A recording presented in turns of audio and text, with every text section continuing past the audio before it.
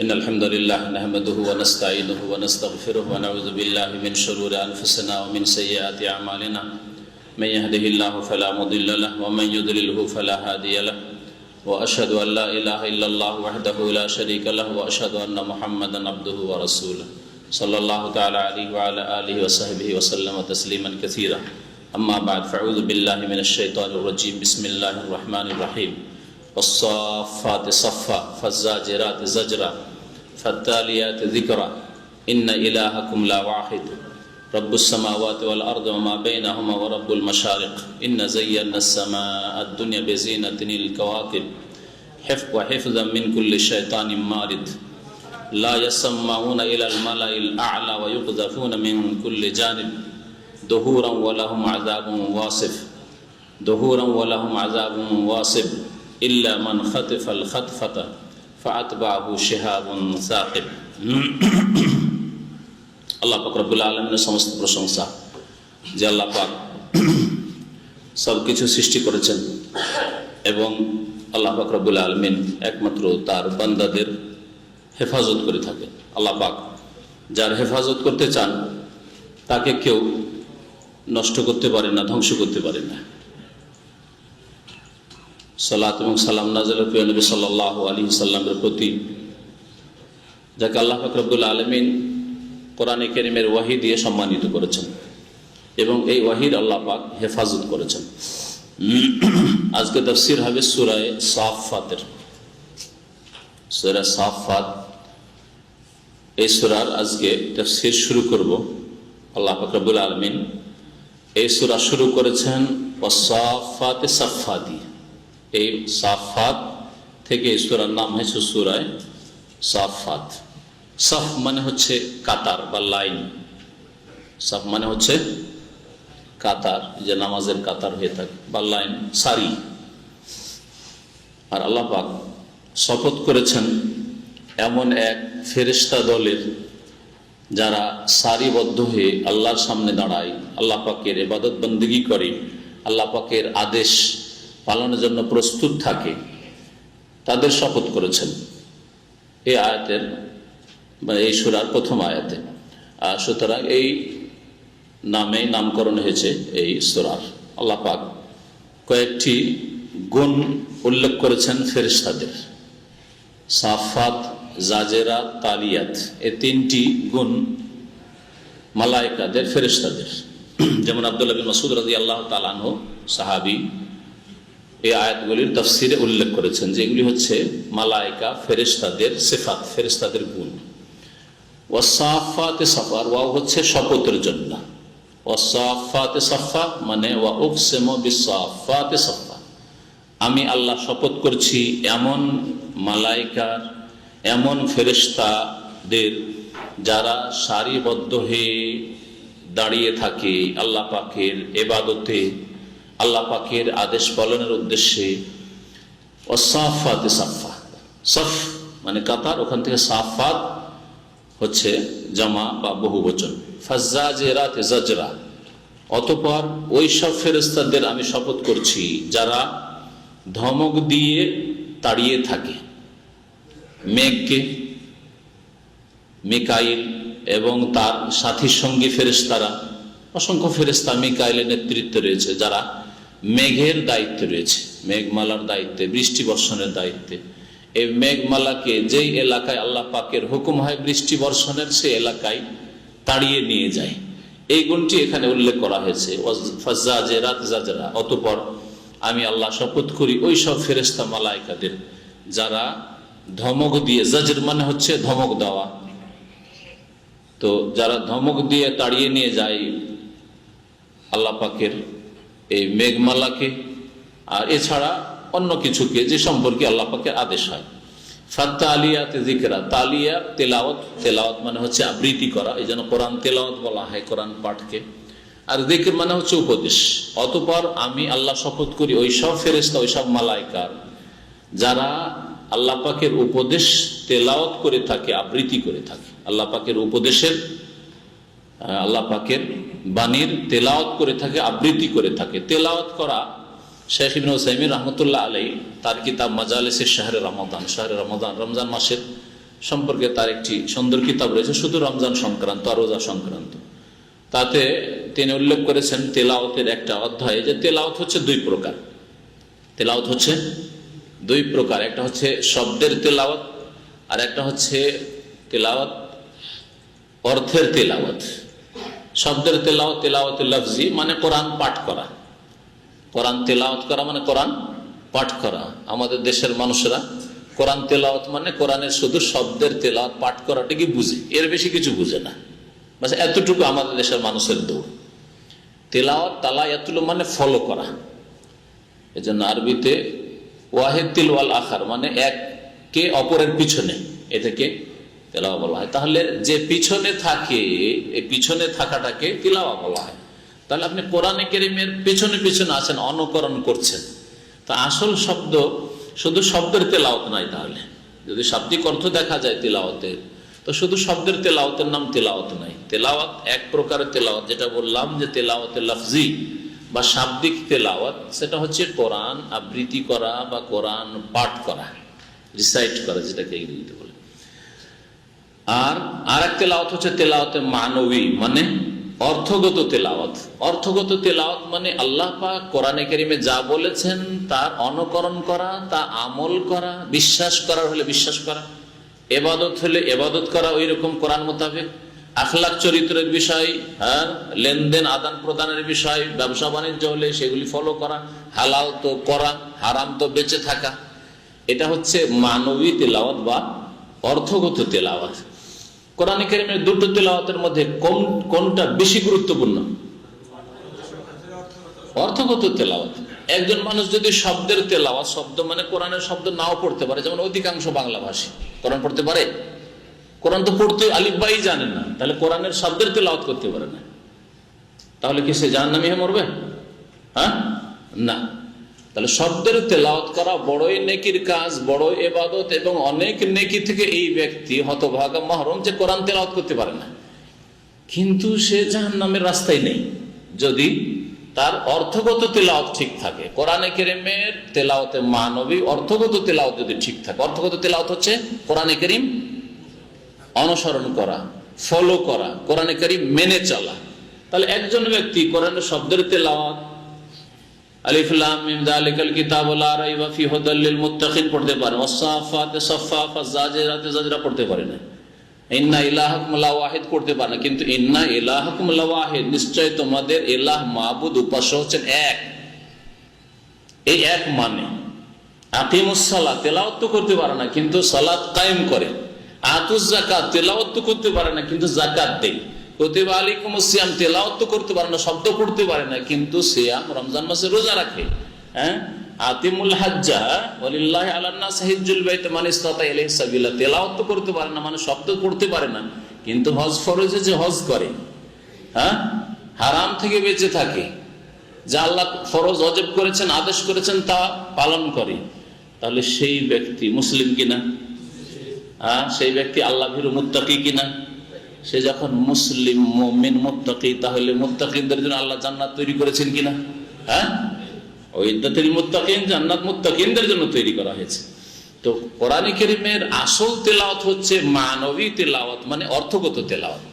ফেরেশতারা শব্দেরও তেলাওয়াত করে আল্লাহ পাকের উপদেশের, আর অর্থেরও তেলাওয়াত করে। শব্দের তেলাওয়াত মানে আল্লাহ পাক যে জিকির আজকার বলতে বলেছেন তা করে, সুবহানাল্লাহ, আলহামদুলিল্লাহ, তাসবিহ, তাহলিল, ইউসাব্বিহুনাল লাইলা ওয়ান নাহারা লা ইয়াফতুরুন। আল্লাহ কোরআনে কারীমে একটা আয়াতে বলছেন যে রাত দিন 24 ঘন্টা ফেরেশতা মালায়েকাগণ তাসবিহ করতে থাকে, লা ইয়াফতুরুন, ক্লান্ত হয় না। আমরা কিছুক্ষণে ক্লান্ত হয়ে যায়, না হয় বিরক্তি বোধ করি বা এঘামি চলে আসে, না একটু চেঞ্জ করতে হবে, পরিবর্তন করতে হবে, কিন্তু ফেরেশতারা লা ইয়াফতুরুন, কোন রকমের ক্লান্তি নাই, বিরাম নেই, তাদের লেগে আছে, আর কোনো ক্লান্তি নেই। যেমন শ্বাস প্রশ্বাস নিতে আমাদের ক্লান্তি নেই, আছে নাকি? 24 ঘন্টায় কত শ্বাস নিচ্ছেন, টানছেন বের করছেন, টানছেন বের করছেন, ক্লান্ত হচ্ছেন? যে আজকে শ্বাস নিতে নিতে ভাই ক্লান্ত হয়ে গেছি, আজকে ভাই শ্বাস নিতে নিতে বিরক্ত হয়ে গেছে, আর পারছি না শ্বাস নিতে, এত কি আর শ্বাস নেওয়া যায়? আছে কোনো মানুষ? ঠিক ফেরেশতাদের জিকির আজকার, ফেরেশতাদের শব্দের তেলাওয়াত আর ফেরেশতাদের অর্থের তেলাওয়াত ওই রকমই, তাদের কোনো ক্লান্তি নেই। বিরক্তি নেই যে যা অন্য কিছু করতে হবে, এখন এটা পারছি না আর ভালো লাগছে না, এরকম কিছু নেই। লাইফ তরুণ। তাহলে শব্দের তেলাওয়াত ফেরেশতারা করেন ফাত্তালিয়াতে যিকরা, আর অর্থের তেলাওয়াত লা ইয়াসুন আল্লাহ মা আমারুম ওয়া ইয়াফআলুনা মা ইউমারুন। আল্লাহ পাক যা আদেশ করেন তাতে কিঞ্চিত পরিমাণ নাফরমানি তারা করে না, বিরুদ্ধাচরণ করে না। ওয়া ইয়াফআলুনা মা ইউমারুন, যার আদেশ হয়, যে কাজের আদেশ হয় তাই তারা করে, আদেশ মানার জন্য প্রস্তুত হয়ে রয়েছে। কখন সিংহায় ফুঁক দেওয়া হবে, অথচ নবী সাল্লাল্লাহু আলাইহি ওয়াসাল্লাম বলছেন যে ইসরাফিল মুখে ওই সিংহা সুর লাগিয়ে প্রস্তুত হয়ে আছে, কখন যে হুকুম হয়ে যায়, কখন যে হুকুম হয়ে যায়। আমি আপনি যদি হইতাম তো এখনো তো বয়স আছে, যেমন অধিকাংশ মুসলমানদের অবস্থা, এখন তো 20 বছর বয়স হলো, নামাজ ধরি নেব। আচ্ছা এখন তো অমুক মাস চলছে, আচ্ছা হজটা করি, এই হজটা করলে নামাজটা ঠিক করে দেবো। কেমন বেকুব মুসলমান, হ্যাঁ? অথচ ইসরাফিল, আমার আপনার চাইতে ইসরাফিল অনেক ভালো, অনেক ভালো প্রস্তুত হয়ে আছে, অথচ হাজার হাজার বছর, আরো কত হাজার বছর হয়তো তাকে সিংহায় ফুঁক দিতে হবে না, হ্যাঁ? তারপরেও সিংহা নিয়ে প্রস্তুত হয়ে গেছে। যা আদেশ হয় তা তারা সাথে সাথে করে ফেলে। তেলাওয়াত বুঝতে বলেন না, তাহলে শুধু মন্ত্রের এই শব্দের তেলাওয়াত করলে হবে না। কোরআনে কারীমের আসল তেলাওয়াত কি? অর্থের তেলাওয়াত, মানে কোরআনের বাস্তবায়ন ব্যক্তি জীবনে, পারিবারিক জীবনে, স্বামী স্ত্রী ছেলে মেয়ে নিয়ে, হ্যাঁ, সামাজিক জীবনে, গ্রামবাসীর সাথে, আত্মীয়দের সাথে, আর অর্থনীতির ক্ষেত্রে, হ্যাঁ, টাকা পয়সা ইনকাম করবেন আর খরচ করবেন, ইনকাম করবেন কোনখান থেকে আর খরচ করবেন কোন জায়গায়, এই ক্ষেত্রে, হ্যাঁ, রাষ্ট্রীয় জীবনে, হ্যাঁ, আন্তর্জাতিক জীবনে, সমস্ত জীবনের ক্ষেত্রে কোরআনে কারীমের বাস্তবায়ন। হ্যাঁ, ইবাদত বন্দেগীর ক্ষেত্রে মসজিদের মধ্যে শুধু কোরআনে কারীম সীমিত, মসজিদে গেলাম তো কোরআন, বাইরে না, দুনিয়াদারি না। জীবনের প্রত্যেকটি ক্ষেত্রে কোরআনের বাস্তবায়ন হচ্ছে তেলাওয়াতে মানবী, অর্থগত তেলাওয়াত। ফাত্তালিয়াতে যিকর, আল্লাহ পাক এই তিনটি ফেরেশতাদের গুণ উল্লেখ করেন। তারা সারিবদ্ধ হয়ে ইবাদত করে, তাদের কসম করছি। যারা ধমক দিয়ে তাড়িয়ে নিয়ে যায় আল্লাহর মেঘমালাকে, তাদের শপথ করছি। যারা আল্লাহর উপদেশের তেলাওয়াত করে, শব্দের আর অর্থের তেলাওয়াত করে, তাদের শপথ করছি। শপথ করার পরে যে বিষয়টি উল্লেখ করেছেন তার উপরে শপথ করা হয়েছে, তাই না? যেমন আপনি বলছেন আল্লাহর শপথ করে বলছি, কি আল্লাহ শপথ করে বলছেন? কোন একটা কথা বলতে যাচ্ছেন, কোন একটা বিষয় আছে, আল্লাহর শপথ করে বলছি ভাই আমি রমজানে দেশে যাব না, রমজান এখানেই থাকবো। হ্যাঁ, তাহলে এই যে রমজানে দেশে যাব না, এটা হচ্ছে মাকসাম আলাই বলে আরবিতে, মানে যার ওপর কসম করা হয়েছে। আর মাকসাম বিহি মানে যার কসম করেছে, আল্লাহ পাকের কসম করেছেন। আপনি আমি একমাত্র আল্লাহর কসম করব, বাকি আল্লাহ পাক রব্বুল আলামিন তার বিভিন্ন সৃষ্টির শপথ করেছেন। তার মধ্যে এখানে ফেরেশতাদের গুণ উল্লেখ করে ফেরেশতাগণের শপথ করেছেন। যে বিষয়টি আল্লাহ শক্ত করে উল্লেখ করার জন্য শপথ করেছে তা হচ্ছে আল্লাহ পাকের তৌহিদ, একত্ব। ইন্না ইলাহাকুম লাওয়াহিদ, নিশ্চয় তোমাদের উপাস্য মাবুদ একমাত্র এক ও একক। লাওয়াহিদ, অবশ্যই এক ও একক। লাম তাকিদি, এই জন্য অবশ্যই বললাম ওয়াহিদ। যিনি দেবদেবী, হ্যাঁ, পীরওয়ালি, হ্যাঁ, জিলানি চিশতি, গৌসুল আজম না, রব্বুস সামাওয়াতি ওয়াল আরদ, যিনি আসমান এবং জমিন সমূহের মালিক। ওমা বাইনাহুমা, আর যা কিছু আসমান জমিনের মাঝে রয়েছে সবকিছুর তিনি মালিক। ও রব্বুল মাশারিক, আর সূর্য তারকারাজি উদয়ের স্থানগুলির মালিক। মাশারিক মানে যেখান থেকে উদয় হয়, আশরাকা ইউশরিক মানে উদয় হওয়া। এই জন্য পূর্ব দিককে মাশরিক আরবিতে কেন বলে? পূর্ব দিক থেকে সূর্য উদয় হয়। মাশারিক আল্লাহ বলেছেন, মাশরিক সূর্য উদয়, একটি জিনিসের উদয়, তাহলে মাশরিক বললেই হতো, মাশারিক আল্লাহ বলেছেন। তাহলে এখানে একটা দিক হচ্ছে যে শুধু সূর্য উদয়ের কথা বলা হয়নি, সূর্য ছাড়া চন্দ্র যেখান থেকে প্রকাশ হচ্ছে, উদয় হচ্ছে, তারকারাজি উদয় হচ্ছে, সেগুলি সবগুলির রব, সবগুলির মালিককে আল্লাহ পাক। তাহলে আল্লাহ পাক রব্বুল আলামিন এই দিকেরও মালিক, ওই দিকেরও মালিক, ওই দিকেরও মালিক, ওই দিকেরও মালিক, এই দিকেরও মালিক, ওই দিকের মালিক। চারিদিক থেকে তারকারাজি উদিত হচ্ছে, সব দিকের চতুর্দিকের আল্লাহ পাক রব্বুল আলামিন মালিক, এ বলা হয়েছে। সূর্য ডুবে অস্তমিত হয়, চন্দ্র ডুবে, তারকারাজিগুলি ডুবে যায়, তো মাগরিব বলা হয়নি। মাগরিব মানে গারাবে একরম মানে ডুবে যাওয়া, এটা বলা হয়নি। আর আসল উদয়ের কথা এখানে বলা হয়েছে। কিন্তু অন্য আয়াতে আল্লাহ বলেছে রব্বুল মাশরিকাইন ওয়া রব্বুল মাগরিবাইন, রব্বুল মাশারিক ওয়াল মাগারিব। আল্লাহ বলেছে রব্বুল মাশরিক ওয়াল মাগরিবে এক বচন, দ্বিবচন, বহু বচন, 3 রকম করে আল্লাহ বয়ান করেছেন। এক কথায় আল্লাহ পাক সমস্ত কিছুর মালিক। ইন্না যায়্যানাস সামা দুনিয়া বিজিনাতিনিল কাওয়াকিব। এই আয়াতগুলিতে আল্লাহ পাক যে তারকারাজি সৃষ্টি করেছেন এর উদ্দেশ্য বয়ান করেছেন, 2টি উদ্দেশ্য বয়ান করেছেন। আর আরেকটি আয়াতে 3টি উদ্দেশ্য বর্ণনা করেছেন। এই 3টি উদ্দেশ্য আল্লাহ পাকের তারকা নক্ষত্র সৃষ্টি করার। প্রথম উদ্দেশ্য ইন্না যায়্যানাস সামা দুনিয়া, নিশ্চয় আমি নিকটবর্তী আকাশকে সুশোভিত করেছি, অলঙ্কৃত করেছি। জিনত দিয়েছি, যায়্যানা অলঙ্কৃত করেছি। বেজিনাতিনিল কাওয়াকিব, তারকারাজির সৌন্দর্য দ্বারা। তারকারাজি দিয়ে আল্লাহ পাক আসমানকে কি করেছেন? নিকটবর্তী আসমানি দুনিয়া, এই জন্য বলা মানে দুনিয়ার কাছাকাছি, পৃথিবীর কাছাকাছি যে আসমান এক। আর একটা হচ্ছে আর দুনিয়া মানে নিকটবর্তী, তাহলে আমাদের থেকে সবচেয়ে নিকটবর্তী হচ্ছে প্রথম আকাশ, যে আকাশে আমরা বা আকাশের দিকে আমরা তারকারাজি দেখছি। আল্লাহ পাক রব্বুল আলামিনের এই তারকারাজি সৃষ্টির এক উদ্দেশ্য হচ্ছে আসমানকে সুসজ্জিত করা, সাজানো, অলঙ্কৃত করা। ধরে নেন যদি আল্লাহ শুধু আসমান, প্লেন আসমান সৃষ্টি করতেন, আর আসমানে কোনো তারকা নেই, নক্ষত্র নেই, গ্রহ নেই, চাঁদ নেই, তাহলে কেমন অন্ধকার লাগতো, তাই না? রাত্রে দেখতে কত সুন্দর লাগে। আজকে এই সৌন্দর্য আপনি পেতেন না, না পেতেন? এই সৌন্দর্য থাকতো না। আপনি বুঝতে পারছেন যে প্লেন জিনিস, এটা যদি প্লেন সাদা থাকতো অথবা প্লেন লাল, ওর চাইতে সাদা আর লাল, সাদা লাল বেশি দেখতে ভালো লাগছে। এই দুই যদি ভালো লাগে তাহলে আল্লাহ পাক রব্বুল আলামিন বিশাল আসমানকে আল্লাহ সুসজ্জিত করেছেন অসংখ্য তারকা গ্রহ দিয়ে। এটা হচ্ছে আসমানের জিনত, একটি আসমানকে সুসজ্জিত করা একটি উদ্দেশ্য।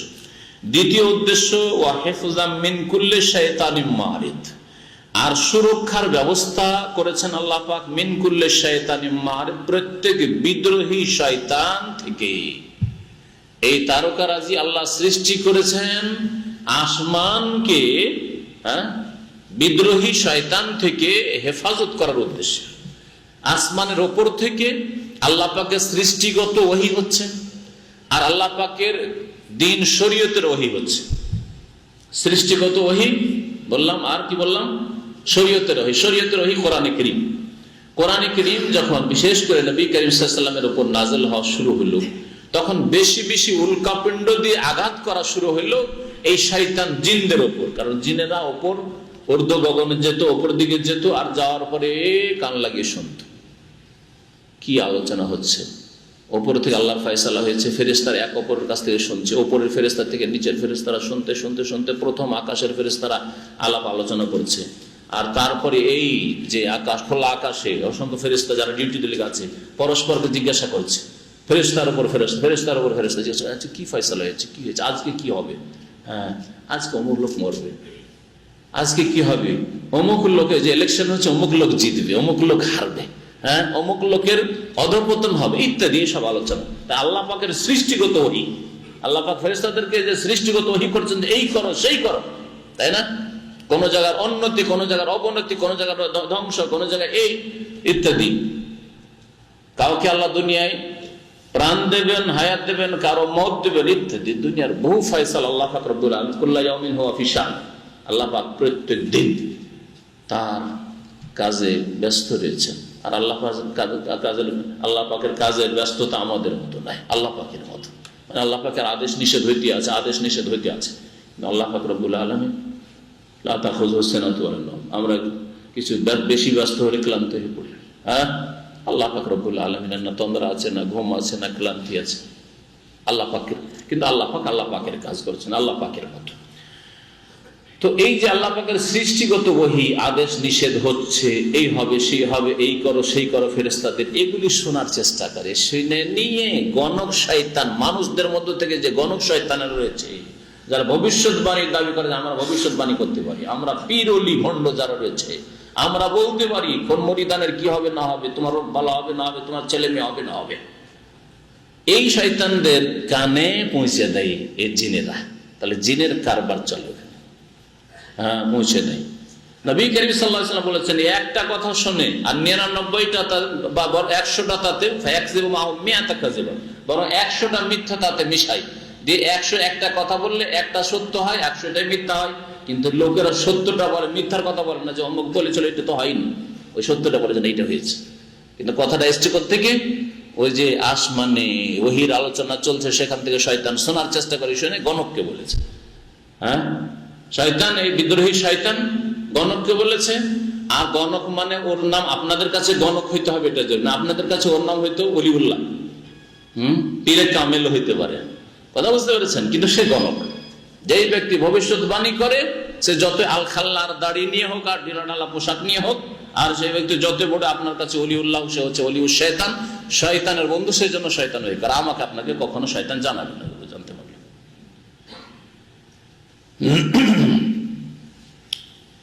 এই হচ্ছে আল্লাহ পাকের সৃষ্টিগত ওহী। আল্লাহ পাকের শরীয়তগত ওহী কোরআনে কারীম যখন নাযিল হওয়া শুরু হলো, তখন তাদের উপর বেশি বাধা সৃষ্টি হয়ে গেল, আর উপর দিকে যেতেই পারে না। তার আগে কিন্তু অনেক উপরে যেত, দীর্ঘক্ষণ বসে থাকতো, আরামে অনেক কথাই শুনতো। কিন্তু যেই দিন থেকে ইকরা বিসমে নাযিল হওয়া শুরু হয়েছে, ইয়া আইয়ুহাল মুদ্দাসসির, ইয়া আইয়ুহাল মুজাম্মিল, এই প্রথম দিকের আয়াত নাযিল হওয়া শুরু হয়েছে, আর যেতে পারছে না। ছোট শয়তানরা বড় বুড়া ইবলিসকে গিয়ে, যে আরশ নিয়ে বসে আছে কোন মহাসাগরে, ওকে গিয়ে অভিযোগ করলো, কি ব্যাপার, আপনার কাছে এইসব খোঁজ খবর নিয়ে আসবো, তারপরে গণকদের কাছে যারা আমাদের বন্ধু মানুষদের মধ্য থেকে, ওদের কাছে এইসব খোঁজ খবর নিয়ে যাও, আমরা তো উপরে যেতেই পারি না। ব্যাপারটা কি, হঠাৎ করে উপরে যেতে পারি না, যেমনই যাওয়ার চেষ্টা করি ফাদবাহু শিহাবুন সাকিব, জ্বলন্ত উল্কাপিণ্ড আঘাত করি। এইটা কেমন কথাই, এই কেন শুরু হইল? ও বুড়া ইবলিস বললো, খোঁজ করবে, হয় না হয় কিছু পৃথিবীতে ঘটেছে, অবশ্যই একটা কিছু হয়েছে, না হলে এতদিন যেতে পারছিল, এখন কেন যেতে পারলো? সারা পৃথিবীতে লাখ লাখ সেনাবাহিনী এই জিন শয়তানদেরকে ছেড়ে দিল, বুড়া ইবলিস, যাও খোঁজ করো। এই খোঁজ করতে করতে করতে করতে একদল জিন এসে এই তায়েফের কাছে নাখলা নামক উপত্যকায়, ওয়াদিয়ে নাখলায়, নবী করিম সাল্লাল্লাহু আলাইহি ওয়াসাল্লাম তায়েফ থেকে ফিরে এসে ফজর নামাজ পড়ছিলেন আর তেলাওয়াত করেছেন, ওখানে গিয়ে হাজির। এই কোরআনের তেলাওয়াত শুনে চমকে উঠেছে, আরে এই এত সুন্দর কথা, এত সুন্দর কথা, যাক তারা ঈমান তো নিয়ে আসলো। কিন্তু এরা যখন কোরআন শুনলো, বুঝতে পারলো এই কারণে যেতে পারছে না। এদের যারা ঈমান নিয়ে আসেন, তারা বুড়াকে খবর দিল, বুড়া শয়তান, হ্যাঁ এই জন্য তোমরা যেতে পারছো না, বাধাপ্রাপ্ত। এই যে কোরআন নাযিল হওয়া শুরু হয়েছে, ওপর থেকে কোরআন নাযিল হয়েছে, যদি শয়তানরা শুনতে পায় যে এই আয়াতগুলো নাযিল হতে যাচ্ছে, তাই না, তাহলে ওই আয়াতের সাথে কিছু মিশিয়ে দিতে পারে, হ্যাঁ মিশিয়ে দেওয়ার চেষ্টা করতে পারে। সুতরাং না, কোরআন নবী পর্যন্ত নাযিল হওয়া পর্যন্ত, যতক্ষণ পর্যন্ত নবীর কাছে কোরআন সুরক্ষিত ভাবে জিবরাইল আলাইহিস সালাম পৌঁছাচ্ছেন না, তিনি মুখস্থ করে নিচ্ছেন না, ওতে একটা অক্ষর বাড়াতে পারবে না, কমাতে পারবে না, কোনো চান্স নেই। কিন্তু মধ্যখানে যদি সুযোগ পেয়ে যায়, তো বাড়াতে পারে, কমাতে পারে কিনা। যদি আপনার কাছে বিশেষ লেটার আসছে, আপনি একজন বড় নেতা, আর নেতার পক্ষ থেকে লেটার আসছে, আপনার কাছে পৌঁছে গেলে লেটার যা অরিজিনাল লেটার পৌঁছে, কিন্তু মাঝখানে যদি ধরা খেয়ে যায়, তাহলে গোয়েন্দা সংস্থার একের খবর, একজনের খবর বা এক সংস্থার খবর আর এক সংস্থায় পৌঁছাতে রাস্তায় যদি ধরা খেয়ে যায়, তাহলে তাতে ঘাটতি হতে পারে, বাড়তি হতে পারে, সংযোজন হয়ে যেতে পারে। যেমন বুঝতে পারছেন এই বিষয়টি, ঠিক তেমনি যা এমন যেন না হয় যে শরীয়তের ওয়াহিতে, মানে কোরআনে কারিমের ওয়াহিতে এই শয়তানরা কিছু বাড়িয়ে দিতে পারে।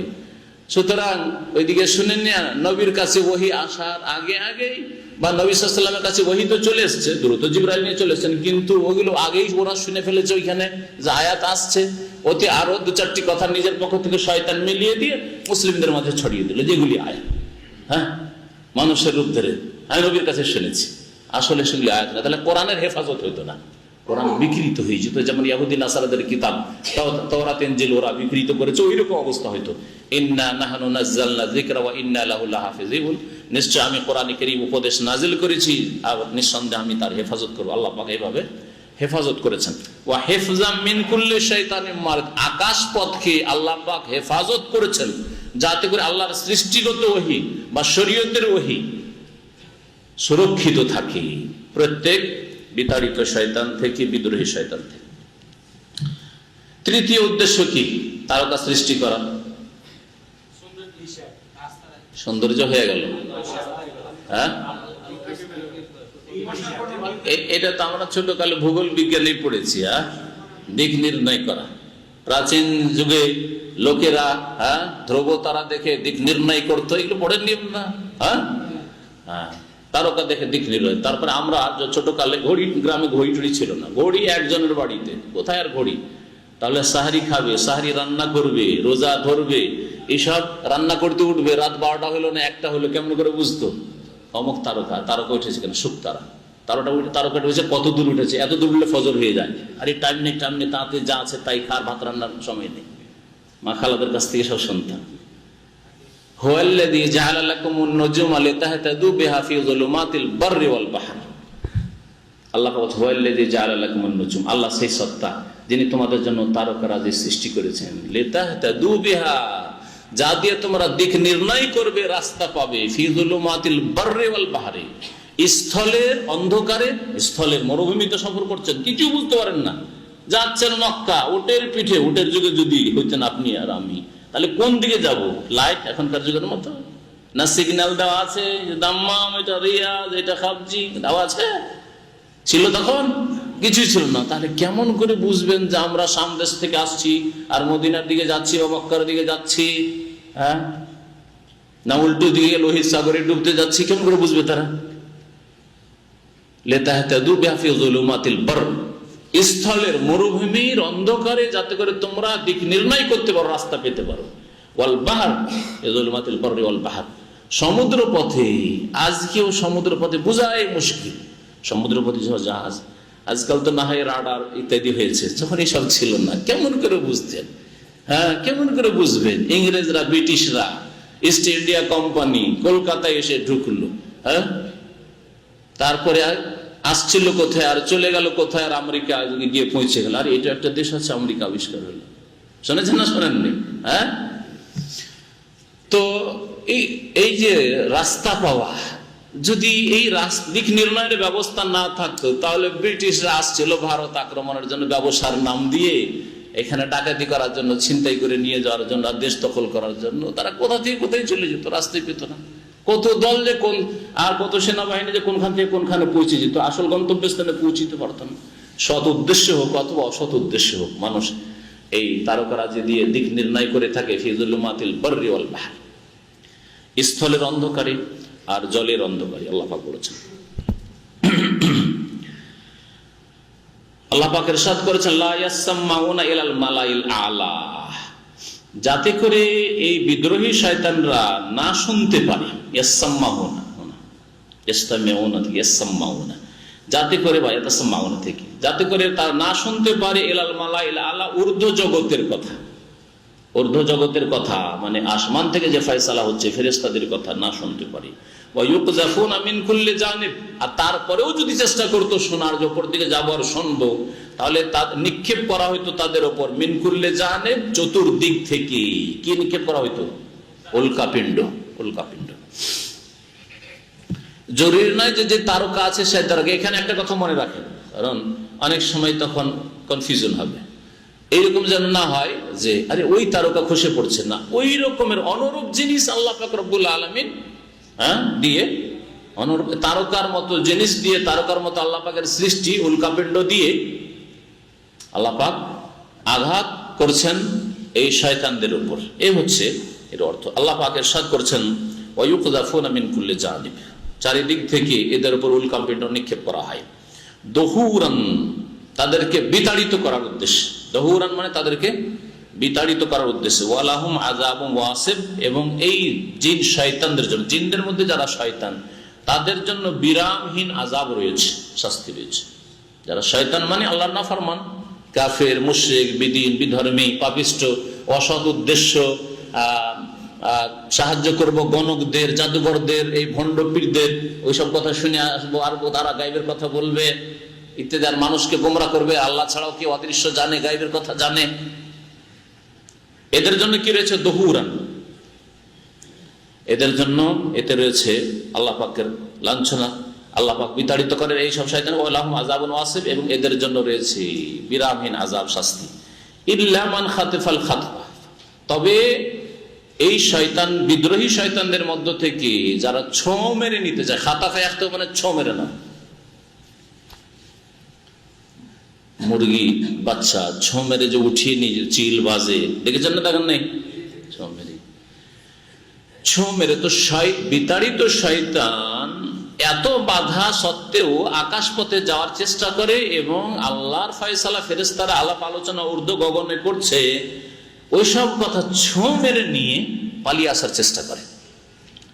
মার খাওয়ার আগে তাড়াতাড়ি করে বাঁচতে হবে, না হলে একেবারে জ্বলে শেষ হয়ে যাবে। বাঁচতে হবে আর ওখান থেকে নিয়ে আসতে হবে, এরকম তারা রিস্ক নেই। তো আল্লাহ পাক রব্বুল আলামিন বলছেন ইল্লামান খাতিফাল খাতফা, তবে শয়তানদের মধ্য থেকে যে ছো মেরে নিতে চাইবে ফাতবাহু শিহাবুন সাকিব, তাদের পিছু করে জ্বলন্ত উল্কাপিণ্ড। শিহাবুন মানে উল্কাপিণ্ড, আর সাকিব মানে জ্বলন্ত। জ্বলন্ত উল্কাপিণ্ড এই তারকাজি তাদের উপর আঘাত করে এবং তাদেরকে ধ্বংস করে ফেলে, যাতে করে ওই খবর নিয়ে আসার সুযোগ না পায়। ফাস্তাফতিহিম আহুম আসাদ্দু খালকান, এখান থেকে অন্য প্রসঙ্গ আল্লাহ পাক উল্লেখ করেছেন। এই 10টি আয়াত সম্পর্কে জেনে রাখা ভালো আপনাদের। যারা কোরআন এবং হাদিস দিয়ে দম করেন মানে ঝাড়ফুঁক করেন, তারা যেসব আয়াত দিয়ে জিন ধরা রুগীদের অথবা জাদুকৃত, যার পর জাদু করা হয়েছে এইরকম ব্যক্তির ঝাড়ফুঁক করেন, এলাজ চিকিৎসা করেন শরীয়ত সম্মত, তারা এই 10টি আয়াত দ্বারা চিকিৎসা করে থাকেন। জরুরি নয় যে আপনাকে ওর জন্য একেবারে মানে কোনো স্পেশালিস্ট হইতে হবে। একজন সাধারণ মুমিন পরেজগার মানুষ, আপনি হারাম থেকে বেঁচে থাকেন, পাপ থেকে বেঁচে থাকেন, কারণ যদি পাপ থেকে না বাঁচেন বেশি পাপে থাকেন তো যেসব জিন শয়তানকে তাড়াবার চেষ্টা পাল্টা আক্রমণ আপনার উপর করে দিতে পারে। এই জন্য বলছি যে কোনো মুসলিম কোরআনের আয়াত দিয়ে, রাসূলের হাদিসের দোয়া দিয়ে চিকিৎসা করতে পারে, ঝাড়ফুঁক করতে পারে। কিন্তু ঝাড়ফুঁক করতে গিয়ে যদি আপনি ওই শয়তানের মতো হন, এদিকে হারাম খাচ্ছেন, ঘুষ খাচ্ছেন, সুদি কারবার, হারাম ব্যবসা, হ্যাঁ, বাকালা মুদিখানার দোকান আর সিগারেট আর বিড়ি বিক্রি, হ্যাঁ, বিড়ি বাঁধাই হচ্ছে রুজি, আর আপনি ওই ঝাড়ফুঁক দম করছেন, ওই হারাম রিজিক খাবেন আর শয়তানকে তাড়াতে যাবেন। শয়তান বললে তুই তো এক শয়তান, আমাকে তাড়াবি, তোকে দেখবো, হ্যাঁ, বুঝতে পেরেছেন?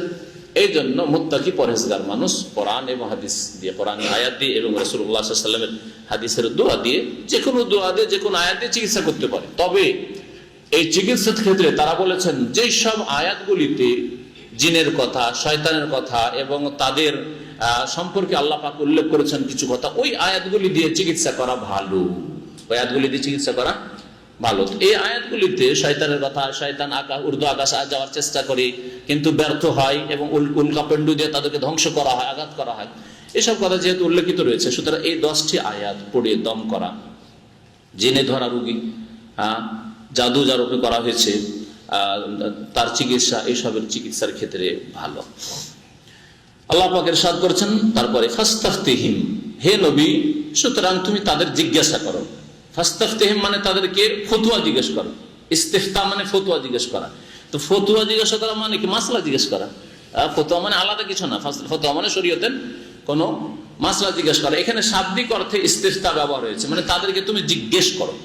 ফাস্তাফতিহিম, আচ্ছা এই কাফির বিধর্মীদেরকে, মুশরিকদেরকে, যারা আল্লাহ পরকালে বিশ্বাসী না, এদেরকে জিজ্ঞাসা করো আহুম আসাদ্দু খালকান আম্মান খালাকনা, তাদেরকে সৃষ্টি করা মানে হে মানুষ, মুশরিক, কাফের, নাস্তিক, বেদিন, হ্যাঁ, যারা আল্লাহ পরকালে বিশ্বাসী নও, তোমাদের সৃষ্টি করা বেশি কষ্ট করা আল্লাহর জন্য, না আম্মান খালাকনা বা অন্যান্য সৃষ্টি যেগুলোকে আমি সৃষ্টি করেছি, আসমান সৃষ্টি করেছি, জমিন সৃষ্টি করেছি, আসমানের সুরক্ষার ব্যবস্থা করেছি, এই জিন শয়তান সৃষ্টি করেছি, আবার তারা যদি অসৎ উদ্দেশ্য নিয়ে আকাশ পথে যায় তাদেরকে বিতাড়িত করার জন্য, ধ্বংস করার জন্য আমি ব্যবস্থা রেখেছি, এগুলি বেশি কষ্টকর। 3.5 হাতের মানুষ সৃষ্টি করা বেশি মুশকিল না বিশাল আসমান জমিন পাহাড় পর্বত আর সাগর মহাসাগর সৃষ্টি করা বড় কঠিন? হ্যাঁ, আমাদের তুলনায় আল্লাহর কাছে কোনোটাই কঠিন নয়, তাই না? কিন্তু আমাদের কাছে যদি রাখা হয় যে তোমাকে 3.5 হাতের একটা তৈরি করে দিতে হবে, আর একজনকে বলা হয় যে তোমাকে একটা বিশাল একটা ফ্যাক্টরি তৈরি করে দিতে হবে, আরে বাপ, আমি বিশাল ফ্যাক্টরি কি করে তৈরি করতে পারি, তাই না? কিন্তু যদি বলা হয় তোমাকে এই 2 হাতের একটা এয়ার কন্ডিশন এসি তৈরি করে দিতে, আমাদের এই যে জহির আছে এখনই রেডি, তাই না? কারণ টেকনিশিয়ান, ঠিক না? তো আল্লাহ বলছেন তাদেরকে জিজ্ঞেস করো আহুম আসাদ্দু খালকান, এই মুশরিক কাফের বিধর্মীগুলোকে বা মানুষকে সৃষ্টি করা কি বেশি কঠিন, আম্মান খালাকনা, নাকি ওই সব সৃষ্টি ফেরেশতা, বিশাল বিশাল ফেরেশতা, জিন, হ্যাঁ, তারপরে আসমান জমিন আরো কিছু, ওগুলো সৃষ্টি করা বেশি কঠিন। ইন্না খালাকনাহুম মিন তিনিল লাযিব, মানুষ তুমি তোমার মূল যে কি, তোমার আসল কি, সেদিকে একটু ফিরে যাও। নিশ্চয় আমি মানুষকে সৃষ্টি করেছি মিন তিনিন, এমন এক কাদা থেকে যা বড় আঠা। লাযিবুন মানে আঠা, আঠা কাদা থেকে। কাদাকে যখন সানবেন, মাটি আর পানি মিশান, আর তারপরে সেটাকে যত সানবেন তত কি হবে, আঠা আঠা হবে। কাদাতে নেমেছেন আর নামার পরে হাঁটুও না হাঁটুর অর্ধেক গেছে, আর পা উঠানো জানে এমন, হ্যাঁ, চেটচেটে আর আঠা কাদা, এত শক্ত মাটি, এঁটেল মাটির এলাকা। কোনদিন গিয়েছেন কেউ? ওঠা যায় না, অনেক সময় আর ওঠা যাবে না মনে হয়। আর যদি হাঁটুটা ঢুকে যায় তার উপায় নেই, কেউ যদি টেনে না ওঠে তা আপনার উপায় নেই যে উঠবেন। এমনও জমিন আল্লাহ পাকের আছে দুনিয়াতে, আছে, আমাদের অঞ্চলে আছে। আল্লাহ পাক বলছেন যে আদমকে সৃষ্টি করেছি এমন কাদা থেকে, যে বড় আঠা কাদা, আঠা কাদা দিয়ে আল্লাহ পাক তৈরি করেছেন। বাল আজিবতা, হে নবী, বরং তুমি আশ্চর্য হবে, তুমি আশ্চর্য হবে এদের আচরণে, যে এরা আল্লাহকে অস্বীকার করছে, পরকালকে অস্বীকার করছে, তুমি আশ্চর্য হবে। এই একটা অর্থ। আর একটা অর্থ কোন কোন তাফসীরকারগণ বলেছেন যে তুমি আশ্চর্য হবে আল্লাহ পাকের কুদরত দেখে, যে বিশাল আসমান জমিন, আর এই আসমানে অসংখ্য তারকা নক্ষত্র, আর সূর্য চন্দ্র, আর পাহাড় পর্বত, সাগর মহাসাগর, নদ নদী, আল্লাহ পাক কত কি সৃষ্টি করে রেখেছেন। বলে আজিব, তুমি এগুলো দেখে আশ্চর্য হবে, এই আল্লাহ পাকের কুদরত, আর তাতে তুমি আল্লাহ পাকের মহিমা প্রকাশ করবে। ওয়াসখার, আর তারা কি করেছে, ঠাট্টা মজা করেছে। তুমি যদি আল্লাহ পাকের কুদরত, আর নাস্তিক বেদিন ঠাট্টা করে দেখো দেখো, এগুলো সব প্রাকৃতিক, হ্যাঁ, ন্যাচারাল সব, তাই না? ওর কাছে সব প্রাকৃতিক আর প্রাকৃতিক। একজনের হঠাৎ ছিল ফকিরের ছেলে, আর উত্থান হলো, কোথায় রাজা হয়ে গেল, রাষ্ট্রপতি, প্রধানমন্ত্রী হয়ে গেল। আর একজন ছিল, সে রাজার বংশের, মোগল বংশের, রাজবংশের, সে আজ রিক্সা চালক হয়ে গেল। বল আজিবতা, একজন মুমিন আশ্চর্য হবে আল্লাহ পাকের কুদরতের, আল্লাহ কি না করতে পারে। হ্যাঁ, রাজবংশের লোক আল্লাহ রিক্সা চালক করে দিয়েছেন। হ্যাঁ, বড় বড় জমিদারদের ছেলে এখন রিক্সা চালক হয়ে আছে আমাদের দেশে। আর যে পথের ফকির ছিল, তার সন্তান কোথায় চলে গেছে। এইভাবে একটা একটা করে যদি দেখেন, বল আজিবতা, আল্লাহ পাকের কুদরতে আপনি আশ্চর্য হবেন, একজন মুমিন আশ্চর্য হবে। ওয়াসখারুন, আর কাফের, বিধর্মী, নাস্তিক, আপনি যদি আল্লাহর কুদরতের কথা বলে, আপনাকে নিয়ে ঠাট্টা করবে। দেখো এখন এইসব কথা কলেজ ইউনিভার্সিটিতে যেসব ইমানদার ছেলেরা পড়ে, তাদের বক্তব্য, অনেক ভাইরা আমাকে বলেছে যে মাস্টার ডিগ্রিতে পড়ার জন্য গেছি, আর কিছু নাস্তিক ছেলেরা সাথী সঙ্গে আছে, পড়ে, কোনোদিন ধর্মের কথা বলেছি বা নামাজের কথা বলেছি। আরে তুমি এখনো এগুলো কথা বলো, আরে তুমি এখনো, তুমি MA পাস করছো, আর তুমি এখনো তো ইসলাম, এখনো আল্লাহ, এখনো পরকাল, এখনো নামাজ, ওগুলোতে পড়ে আছো তুমি। সুবহানাল্লাহ। বল আজিবতা ওয়াসখারুন, এরা তোমাকে নিয়ে ঠাট্টা করবে। আল্লাহর কুদরত দেখে তুমি আশ্চর্য হবে, আল্লাহর সৃষ্টি দেখে তুমি আশ্চর্য হবে। আর কাফের, বিদিন, নাস্তিক, বিধর্মী তোমাকে নিয়ে ঠাট্টা মজা করবে। আরে কি রে, তুই তো এখনো মূর্খ আছিস, মৌলবাদী আছিস, তো BMA পাস করে নিলি, কলেজের স্টুডেন্ট তুই, আর তুই এখন ওইসব কথা বলিস। হ্যাঁ, ওয়াসখারুন, ঠাট্টা মজাক করবে এই বিদিনটা। আল্লাহ পাক তারপরে ইরশাদ করছেন, ওয়াইদা যুক্কিরু লা ইয়াযকুরুন, আর তাদেরকে উপদেশ দেওয়া হলে, বিদিন বিধর্মীদেরকে উপদেশ দেওয়া হলে, লা ইয়াযকুরুন, তারা উপদেশ নিতে চাইবে না। ওয়াইদা রাআউ আয়াতান ইস্তাসখিরুন, আর আল্লাহ পাকের কোন মুজিজা, নিদর্শন যদি দেখে, কুদরতে কামেলা দেখে, ইস্তাসখিরুন, তাহলে ঠাট্টা মজাক করে। এমনকি চাঁদকে বিদীর্ণ করে 2 টুকরো করে নবী করিম সাল্লাল্লাহু আলাইহি ওয়াসাল্লাম দেখিয়ে দিলেন। তারপরে তারা বলতে লাগলো, এর তো বড় জাদু করে, এতদিন তো মনে করছিলাম এর জমিনের দুনিয়াতে জাদু চলে, আকাশের জাদু চলে। হ্যাঁ, কোন নিদর্শন যদি দেখে, মুজিজাই হোক আর কোন অলৌকিকত্বই হোক নবী থেকে, অথবা কোন আল্লাহ পাকের কুদরতের বহিঃপ্রকাশ আয়াত, সৃষ্টিগত আয়াত দেখে, ইস্তাসখিরুন, ঠাট্টা করে। শরীয়তের বিধিবিধান আয়াত, শরীয়তি আয়াত হইতে পারে, শরীয়তের বিধিবিধান বয়ান করো, ঠাট্টা করবে। এখনো তুই কি করছিস, নামাজ পড়ছিস, এক্সারসাইজ করছিস, ইস্তাসখির। ওয়াকালু, আর তারা বলে, ইন হাযা ইল্লা সিহরুম মুবিন, এ তো হচ্ছে একমাত্র সুস্পষ্ট জাদু। মোহাম্মদ সাল্লাল্লাহু আলাইহি সাল্লাম। আর এইসব কোরআনের কথা যে পড়ছে না, এগুলি জাদু, তারা জাদু বলতে এগুলিকে। আর তারা বলে আইদা মিতনা ওয়াকুন্না তুরাবা ওয়া ইযামান। নবী করিম সাল্লাল্লাহু আলাইহি ওয়াসাল্লাম যেহেতু তাদেরকে মওতের কথা বলতেন, মওতের পরে পুনরুত্থান, আবার উঠানো হবে এই কথা বলতেন, তখন তারা আশ্চর্য হতো। তাদের এক শ্রেণীর লোকেরা পরকালে বিশ্বাসী ছিল না, তাই বলতো তারা আইদা মিতনা, আমরা কি যখন মরে যাব, মিতনা। আর মুতনাও হয়, মাতা ইয়ামুতও হয় যেটা প্রসিদ্ধ, আর মাতা ইয়ামাতো সামে আসমাও থেকে হয়, যারা গ্রামার বুঝেন তাদের জন্য বললাম। যদি মাতা ইয়ামুত হইতো তো মিতনা হইতো না, মুতনা হইতো। আয়দামা মৃত্যু আছে কোরআনে কারিমে, এসে এগুলি মৃত্যু দিয়ে আছে। আয়দা মিতনা, যখন আমরা মরে যাব, ওয়াকুন্না তুরাবান, আর আমরা মাটি হয়ে যাব, ওয়া ইযামান, আর হাড় হাড্ডিতে পরিণত হয়ে যাব, আইন্না লামাবউসুন, তারপরেও কি আমাদেরকে উঠানো হবে? আবার কি আমাদেরকে উঠাবে? মরে গেলাম, সরে গেলাম, কিছুদিন হাড় হাড্ডি থাকলাম, তারপরে মাটিতে মিশে গেলাম, শেষ। যারা বেনামাজি তাদেরকে আমি ভালো করে জিজ্ঞেস করছি, আল্লাহর রাস্তে বলুন তো দেখি, পরকালে বিশ্বাস আছে? যদি কোনো বেনামাজি থাকেন এখানে, আধা নামাজি, 3 ওয়াক্ত নামাজি, 4 ওয়াক্ত নামাজি, ফজর নামাজ পড়েন না, তাদেরকে জিজ্ঞাসা করছি পরকালে বিশ্বাস আছে? বলবেন কি বলেন আপনি শেখ, আপনি আমাদের কি সন্দেহ করছেন? 100 বার, তাই না? 100 বার বিশ্বাস আছে পরকালে। আর পরকালে কিয়ামতে প্রথম প্রশ্ন কি হবে? নামাজ সম্পর্কে। তো 4 পড়ে ফজর পড়েন না, পাস করতে পারবেন না? প্রথমে ফেল। যদি নামাজে ফেল, তো আবার রোজা আর যাকাত আর হজ দিয়ে আর উমরা দিয়ে কাজ হবে? 100 করে 5টা উমরা কাজে আসবে? এ ডাউন কোয়ালিটির উমরা কোনো কাজে আসবে না। কথা বুঝতে পেরেছেন? কোনো কাজে আসবে না।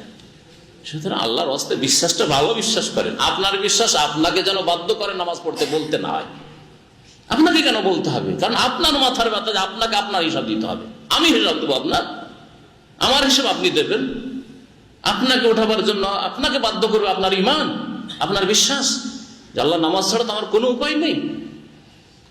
সুতরাং যে ব্যক্তি নামাজ পড়ে না, আধা নামাজি, আর বলছে যে আমার পরকালে বিশ্বাস আছে, হাড়হাড্ডি হয়ে মাটিতে মিশে যাব না, বরং উঠবো, অথচ নামাজ পড়ছে না, মিথ্যাবাদী।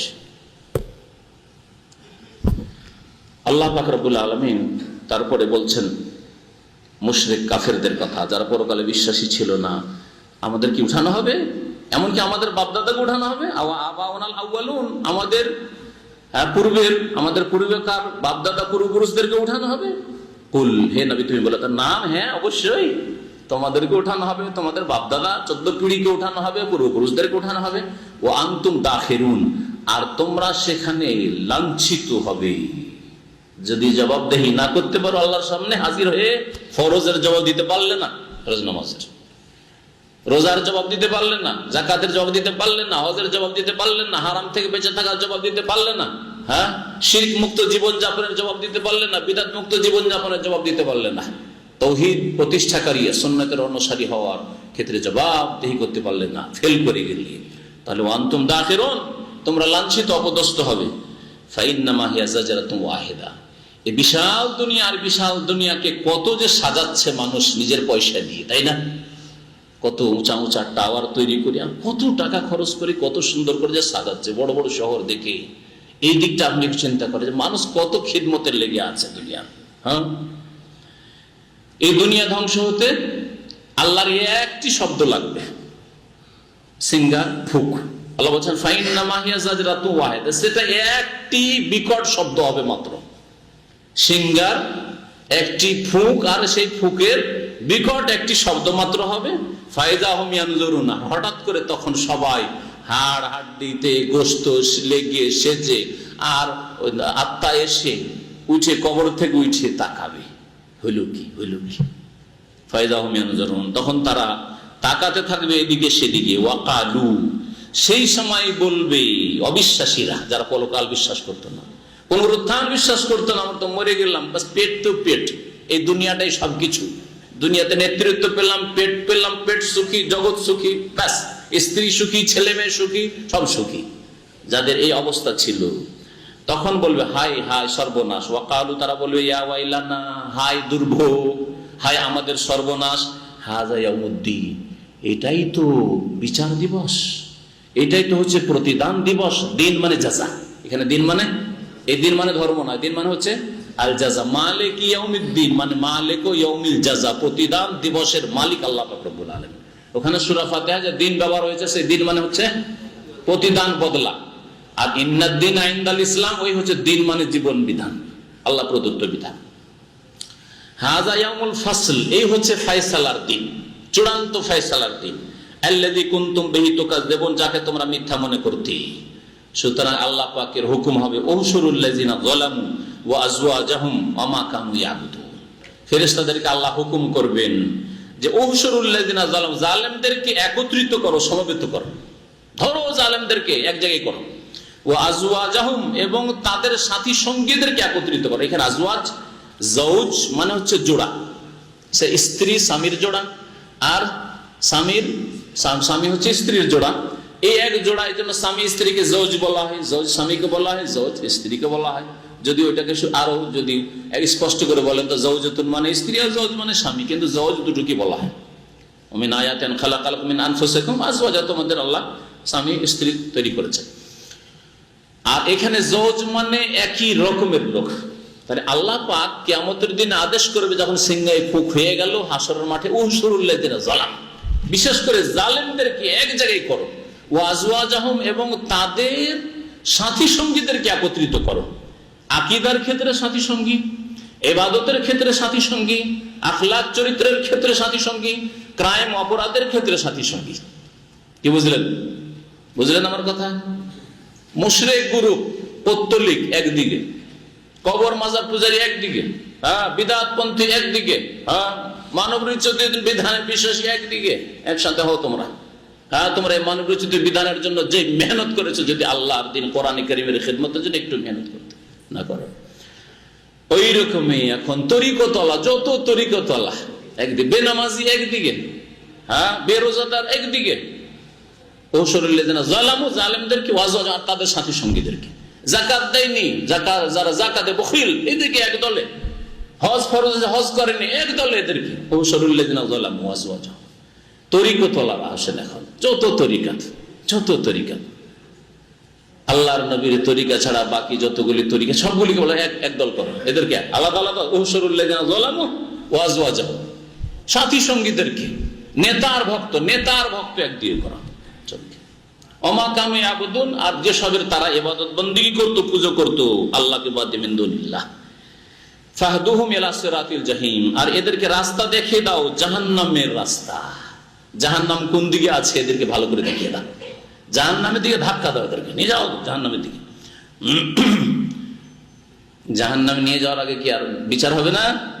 আল্লাহ বলছেন বিচারও হবে, হুকুম তো হয়ে গেলে এদেরকে জাহান্নামে নিয়ে যেতে হবে। ওয়াকিফুহুম, আর এদেরকে জমা করে একত্রিত করে এদেরকে দাঁড় করো। সুবহানাল্লাহ, আল্লাহ পাকের হুকুম। ওয়াকিফুহুম, কিফ, দেখবেন আজকাল স্টপের জায়গায় কিফ লেখা আছে। যারা ড্রাইভিং করেন তারা বুঝেন ভালো করে, তাই না? যারা কম্পিউটার পরীক্ষা দিয়েছেন, যদি কিফ লেখা থাকে তার মানে কি? স্টপ, তাই না? কিফের বহুবচন হচ্ছে কিফু, কিফের বহুবচন হচ্ছে জমা হচ্ছে কিফু। ওয়াকিফু, এবং ওয়াকিফুহুম, এদেরকে দাঁড় করাও, থামাও। ইন্নাহুম মাসউলুন, কারণ এদেরকে জিজ্ঞাসা করা হবে। মাসউল, আজকাল মানে আনতা মাসউল, মানে তুমি এর বোঝা উঠাবে, তুমি এর দায়িত্বশীল, বলছে না? জিজ্ঞাসা করা হবে। সাআলা ইয়াসআলু থেকে মাসউল ইসম মাফউল, মানে যাকে জিজ্ঞাসা করা হবে, জিজ্ঞাসিত ব্যক্তি। এদেরকে জিজ্ঞাসা করা হবে যে তোমার যৌবনের হিসাব দাও, তোমার বয়সের হিসাব দাও, তোমার ধন সম্পদের হিসাব দাও, তোমার বিদ্যার হিসাব দাও, তোমার নামাজের হিসাব দাও, তোমার তাওহীদের হিসাব দাও, তোমার সুন্নতের ভক্ত ছিলে না বিদআত ভক্ত ছিলে তার হিসাব দাও। ওয়াকিফুহুম, এদেরকে থামাও হাসরের মাঠে। ইন্নাহুম মাসউলুন, এদেরকে নিশ্চয় জিজ্ঞাসা করা হবে।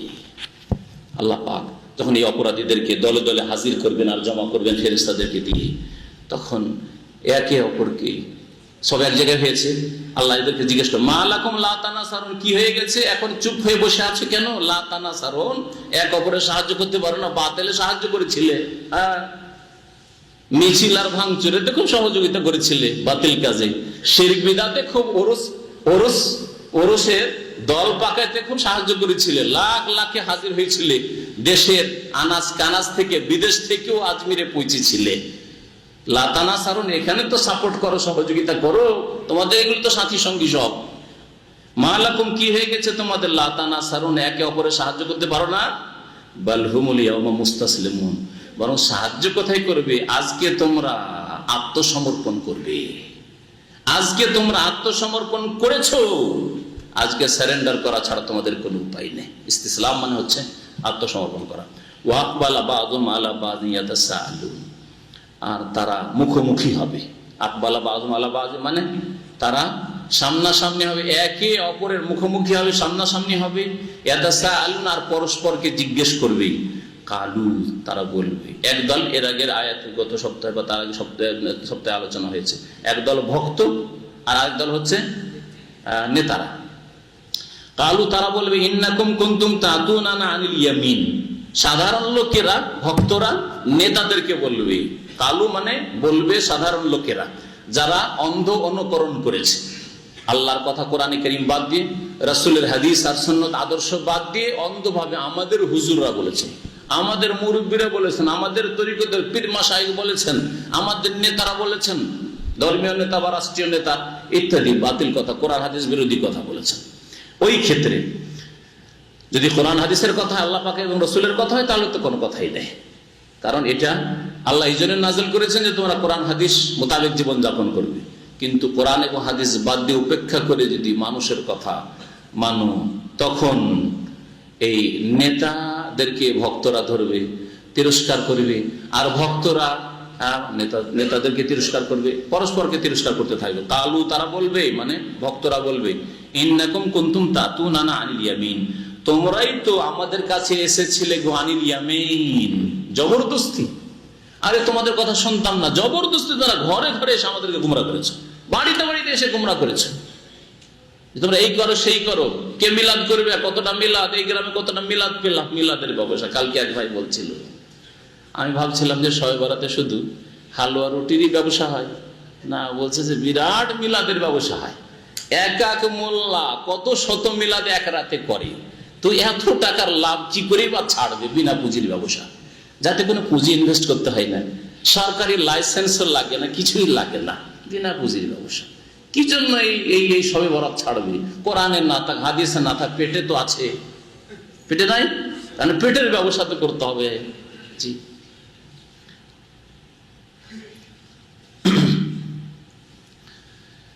তারা বলবে, ইন্নাকুম কুনতুম তাতুনানা, তোমরা আমাদের কাছে আসতে, আনিল ইয়ামিন, ইয়ামিনের একটি তাফসীর দিয়ে অর্থ করলাম। ইয়ামিন, ইয়ামিন মানে তোমরা জোরপূর্বক আসতে, মানুষের ডান হাতে বেশি শক্তি বাম হাতের তুলনায়, ঠিক না? তো ইয়ামিন মানে তোমরা জোরপূর্বক আমাদেরকে এগুলো করিস, আমরা করতাম না। আসলে বারবার করে তোমরা বলেছো চলো চলো, আরে দেশে না হলেও চলো একবার বিদেশ চলো, তোমার তো পয়সা আছে, চলে একবার খাজা বাবার দরগা থেকে ফিরে আসে। বাংলাদেশের মানুষকে কোথায় ভারতের আজমিরে নিয়ে চলে এসেছে, বারবার করে তোমরাই তো আমাদের গুমরাহ করেছে। এইভাবে যত নেতারা ভক্তদেরকে গুমরাহ করেছে, ধর্মীয় নেতা হোক আর দুনিয়ার নেতারা হোক, যেখানে গুমরাহ করেছে ইসলাম থেকে, কোরআন হাদিস থেকে, তোমরাই তো জবরদস্তি আমাদেরকে টেনে নিয়ে গেছো। যাবে না মিছিলে, টেনে জবরদস্তি নিয়ে গেছে, নাহলে মারবো, মারধর করে নিয়ে যায় না, চাপ সৃষ্টি করে যেতে হবে। তো কেন যাবি না তুমি?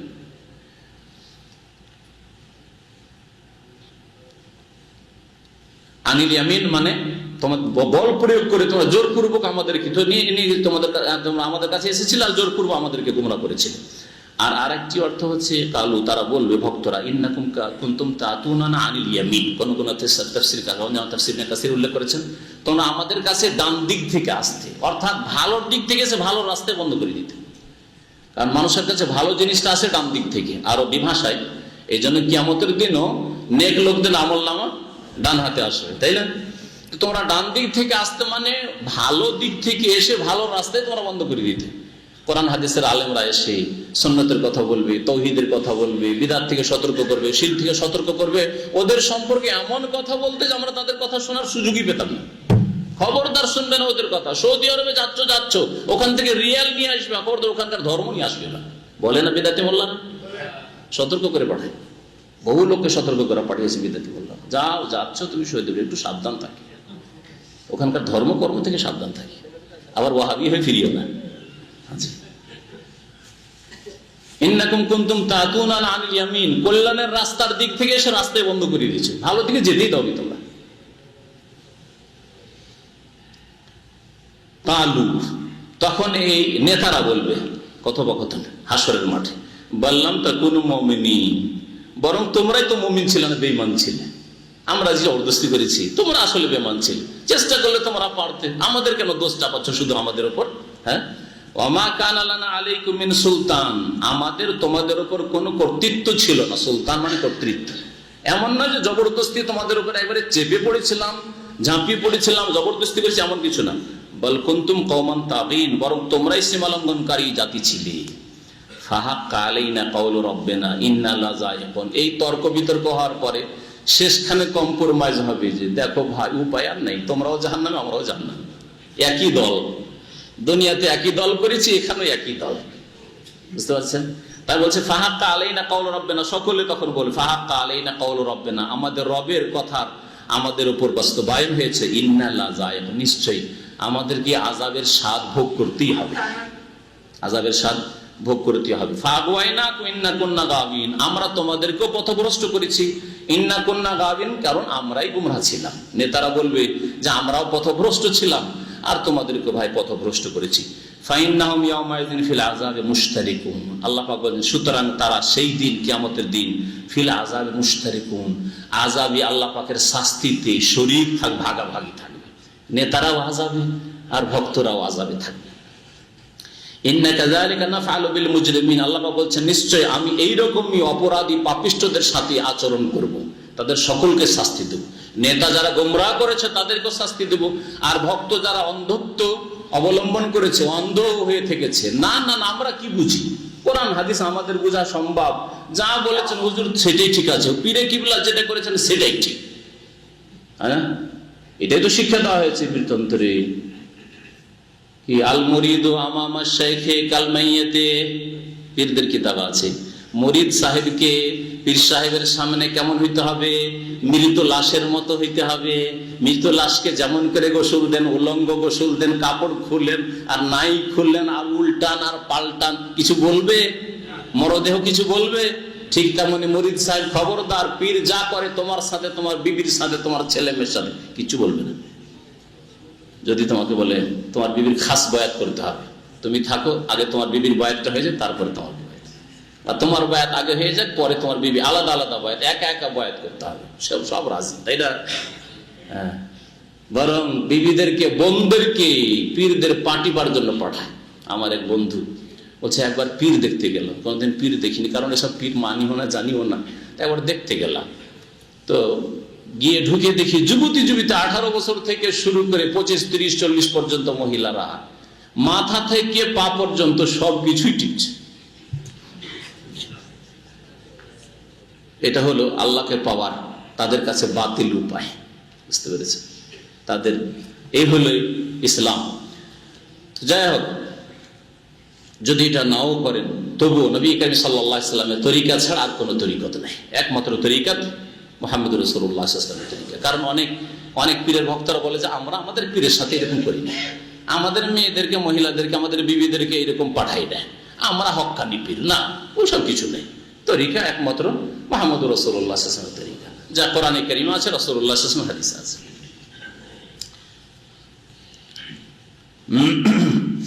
ইন্না কাযালিকা নাফআলু বিল মুজরিমিন, আল্লাহ পাক বলেন নিশ্চয় আমি অপরাধীদের সাথে এইরকমই আচরণ করব। ইন্নাহুম কানু ইযা কিলা লাহুম লা ইলাহা ইল্লাল্লাহ ইস্তাকবিরুন, মুশরিকের চরিত্র, যারা আল্লাহর তাওহীদ বিশ্বাস করে না, আল্লাহর একত্ব প্রতিষ্ঠা করে না, তাদের চরিত্র আল্লাহ এখানে উল্লেখ করেছেন।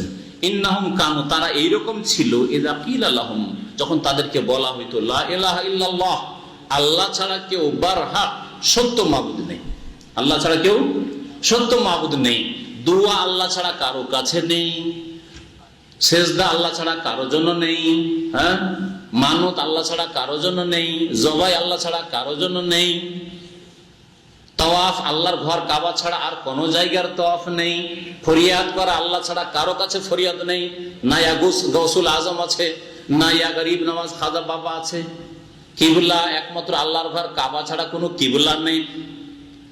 যদি এই কথা বলা হয় লা ইলাহা ইল্লাল্লাহ, আল্লাহ ছাড়া কেউ সত্য মাবুদ নেই, যদি বলা হয় ইস্তাকবিরুন, তখন তারা অহংকার করে।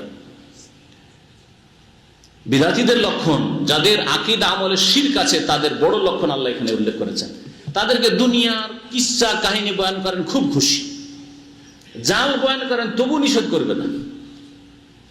এক অবাস্তব কথাও যদি বয়ান করেন, সুবহানাল্লাহ সুবহানাল্লাহ মাশাআল্লাহ এই করবে, তাই না? আমাদের দেশের ওয়াজ মাহফিলে জানেন কোন একটা কিছু যদি বয়ান করেন আর যত উদ্ভট হবে সুবহানাল্লাহ, হ্যাঁ সুবহানাল্লাহ।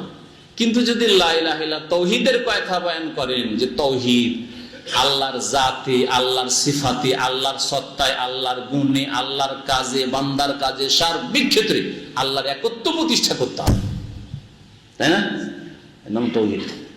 আর দোয়া একমাত্র আল্লাহর জন্য। আপনার ছেলে মেয়ে হয় না, একমাত্র আল্লাহই দিতে পারেন, আর কেউ দিতে পারে না।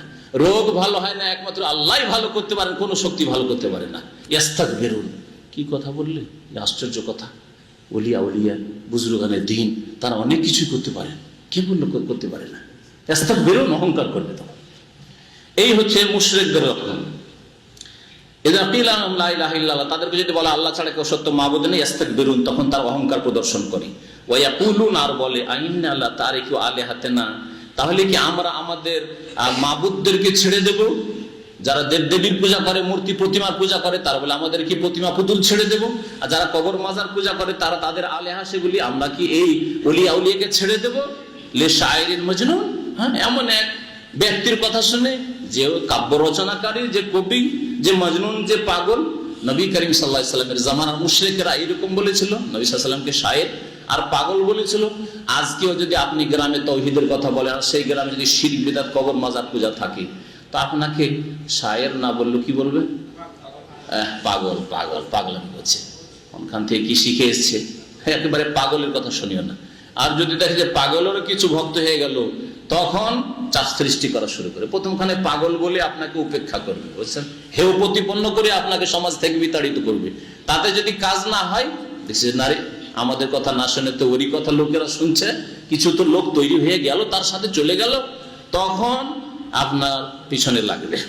জি, গতকালকে এক ভাই গোপালগঞ্জ থেকে টেলিফোন করছে যে দাওয়াতি কাজ গোপালগঞ্জ শহরে একটা জায়গায় শুরু করছিলাম, সেখানে দর্শ দিতাম এক ভাইয়ের বাড়িতে।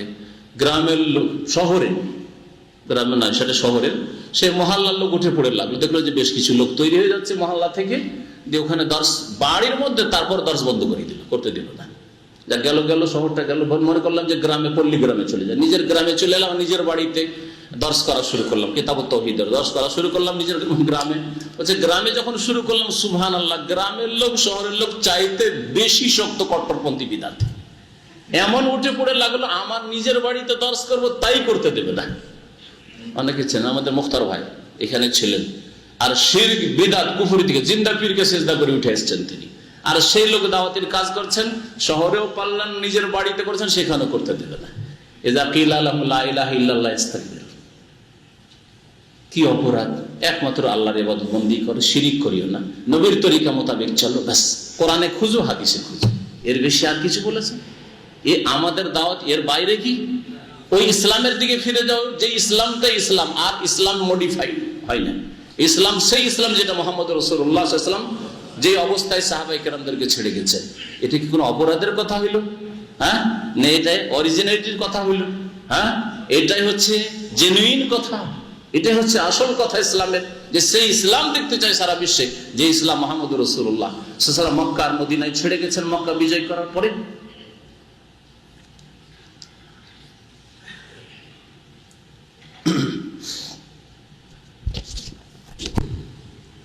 বলজা আবিল হক, বরং নবী করিম সাল্লাল্লাহু আলাইহি ওয়াসাল্লাম সত্য নিয়ে আগমন করেছেন। ওয়াসাদ্দাকাল মুরসালিন, আর আগের রাসূলদের তিনি সত্যায়ন করেছেন। এমন নতুন কোনো কথা নিয়ে আসেননি। মুহাম্মদ সাল্লাল্লাহু আলাইহি ওয়াসাল্লাম সত্য নিয়ে এসেছেন, হক নিয়ে এসেছেন, এবং আগের যে নবী রাসূলগণ আদম নূহ থেকে শুরু করে যত নবী রাসূলগণ এসেছেন, আল্লাহর তাওহীদ নিয়ে এসেছেন, আল্লাহ প্রদত্ত বিধান নিয়ে এসেছেন। আল্লাহ পাকের ইবাদত করো আর নবীর তরিকা চল, আল্লাহ পাকের ইবাদত করো ইব্রাহিম আলাইহিস সালামের তরিকা চল, আল্লাহ পাকের ইবাদত করো নূহ আলাইহিস সালামের তরিকা চল, আল্লাহ পাকের ইবাদত করো মুসা আলাইহিস সালামের তরিকা চল, আল্লাহ পাকের ইবাদত করো ঈসা আলাইহিস সালামের তরিকা চল। এটাই না ছিল? সেই কথাই তো নিয়ে এসেছেন মুহাম্মদ রাসূলুল্লাহ সাল্লাল্লাহু আলাইহি ওয়াসাল্লাম। তো বলছেন যে ওয়াসাদ্দাকাল মুরসালিন, মুহাম্মদ সাল্লাল্লাহু আলাইহি ওয়াসাল্লাম আগের রাসূলগণের সত্যায়ন করেছেন। সত্যায়ন করা কাকে বলে? এই যে অ্যাটেস্টেড করতে যান যে এমবিসিতে কাগজপত্র বা ফরেন মিনিস্ট্রিতে, কি যেটা সার্টিফিকেট আছে ওটাতে সত্যায়ন করা, মানে এই সার্টিফিকেট ঠিক আছে, এটাই না? তো মুহাম্মদ সাল্লাল্লাহু আলাইহি ওয়াসাল্লাম আগের নবীরা যেই দাওয়াত নিয়ে এসেছেন, তৌহিদ আল্লাহর একত্রের দাওয়াত, রিসালাতের দাওয়াত, আখিরাতের প্রতি ঈমানের দাওয়াত, সৎ জীবন যাপনের দাওয়াত, নবীর তরিকায় চলবে আর অন্য তরিকা আবিষ্কার করবে না, এই দাওয়াত, আদর্শের দাওয়াত, চরিত্র গঠনের দাওয়াত, এই রাসূলগণের সত্যায়ন করেছেন মুহাম্মদ সাল্লাল্লাহু আলাইহি ওয়াসাল্লাম। ইন্নাকুম লাযায়িকুল আযাবিল আলীম, নিশ্চয়ই তোমরা মর্মান্তিক আলীম কষ্টদায়ক বা যেটাকে বলা হয় যন্ত্রণাদায়ক, তোমরা যন্ত্রণাদায়ক আযাব, তোমরা আযাবের স্বাদ গ্রহণ করবে। ইন্নাকুম, নিশ্চয়ই তোমরা লাযায়িকুল আযাবিল আলীম, যন্ত্রণাদায়ক শাস্তির স্বাদ ভোগ করবে। ওমা তুজজাউনা ইল্লা মা কুনতুম তা'মালুন, আর তোমরা যা কিছু কর্ম করেছিলে তারই তোমাদেরকে প্রতিদান দেওয়া হবে। মানুষকে তাই দেওয়া হবে যা করে এসছে, আপনি যা করবেন তারই ফল পাবেন, তাতে কোনো ঘাটতি হবে না আর বাড়ানো হবে না।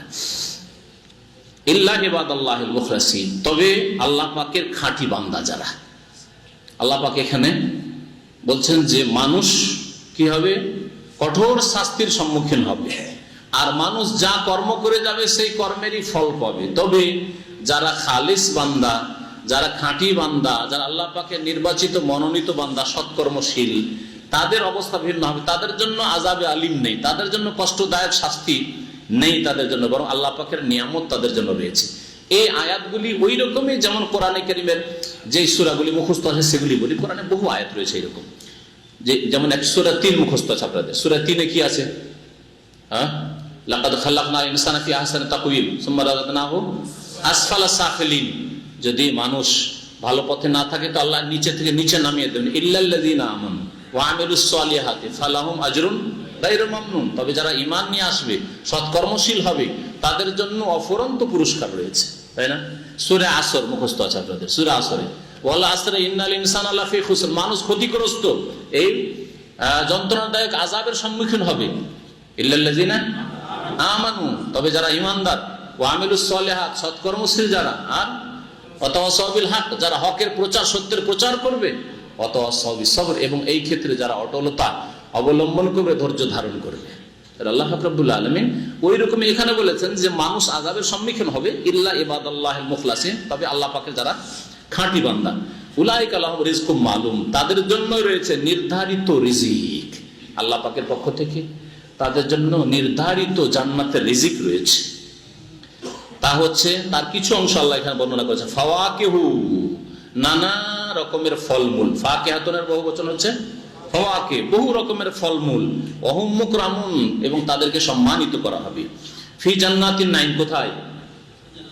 নিয়ামত ভরা জান্নাতে, আলা সুরুরিন মুতাকাবিলিন, এবং তারা খাটে বা আসনে অবস্থান করবে, বসে থাকবে, মুতাকাবিলিন, মুখোমুখি হয়ে, সামনাসামনি হয়ে। ভিড় ভাড়ে দেখেন একে অপরের পিছনে বসে আছেন, জায়গা নেই, অল্প জায়গার জন্য একে অপরের পিছনে বসে আছেন। যারা পিছনে বসে আছেন তুলনামূলক যারা সামনে বসে আছে তাদের তুলনায় পিছনে, পিছনে, তাই না? কিন্তু সামনে যারা বসে আছেন একেবারে সামনে আছে। জান্নাতে এইরকম বসা হবে না, ভিড় ভাড় করে আর ভিড়ে পিছনে পড়ে আছেন, একটু দেখতে পাচ্ছেন, দেখছেন তো এইরকম না, অমন না, মুতাকাবিল, সামনাসামনি। আপনি বসে আপনার সামনে বসে সামনাসামনি কথা বলতে কত সুন্দর লাগে, পক্ষান্তর পিছন থেকে কথা বলা, সাইড থেকে কথা বলা বিরক্তিকর। এই জন্য মেহমান যদি মেজবানের বাড়ি, কোনো বাড়িতে আসে, অতিথি হয়, তাহলে সামনাসামনি বসে কথা বললে, সম্মানের সাথে কথাবার্তা বলা হইলো, এবং মেহমানও ভাবলো যে না, আমার শ্রদ্ধা সম্মান করলো, আমার সাথে ভালো ব্যবহার করলি। তো আল্লাহ পাক রব্বুল আলামিনের জান্নাতে আলা সুরুরিন, নিজ নিজ আসনে অবস্থান করবে জান্নাতীরা, মুতাকাবিলিন, মুখোমুখি হয়ে, সামনাসামনি হয়ে। ইউতাফু আলাইহিম বিকাসিম মিন মাইন, তাদের উপর প্রদক্ষিণ করানো হবে, তাদের উপর ঘুরে ঘুরে আসবে, বারবার করে, একবার খাওয়িয়ে দিই। আমাদের দেশের বিয়ে শাদীতে খাজানচিরা, আমরা খাজানচি বলি, যারা ওই খাদম খেতে দিতে আসে, কি বলেন আপনারা? আচ্ছা, যাই হোক, আঞ্চলিক ভাষা।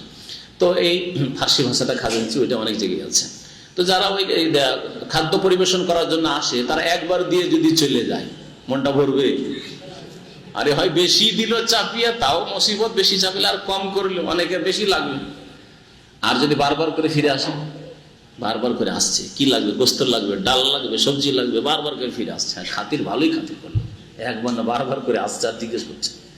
সুবহানাল্লাহ। জান্নাতে আল্লাহ পাক রব্বুল আলামিন সর্বোত্তম নিয়ামত রেখেছেন।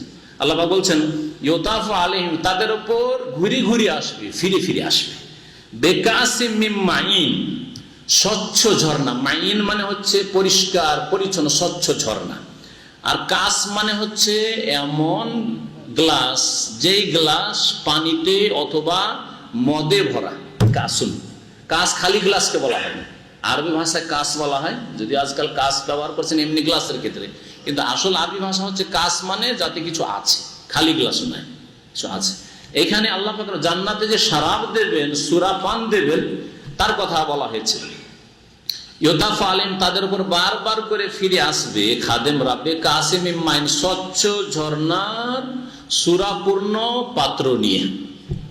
জি, সুরাপূর্ণ পাত্র নিয়ে, সারা ভরা পাত্র নিয়ে একবার না বারবার করে আসবে। আরবদেরকে গাওয়া দিতে দেখেছেন? একবার যদি গাওয়া দেয় আর গাওয়া দিয়ে চলে যায়, সম্মান করলো? মোটেই সম্মান করলো না। এটা হচ্ছে আরবদের ট্রেডিশন। কিন্তু গাওয়া এতটুকু একবার দিল, আবার আপনার শেষ হওয়ার আগে এসে হাজির দেওয়ার জন্য আবার হাতে নিচ্ছে।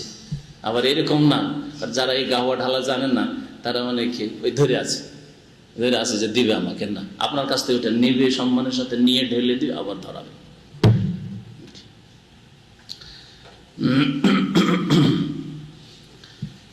তো আল্লাহ পাক বলছেন যে এই শরাব দেওয়া হবে বাইদা, যা পরিষ্কার পরিচ্ছন্ন, সাদা হবে।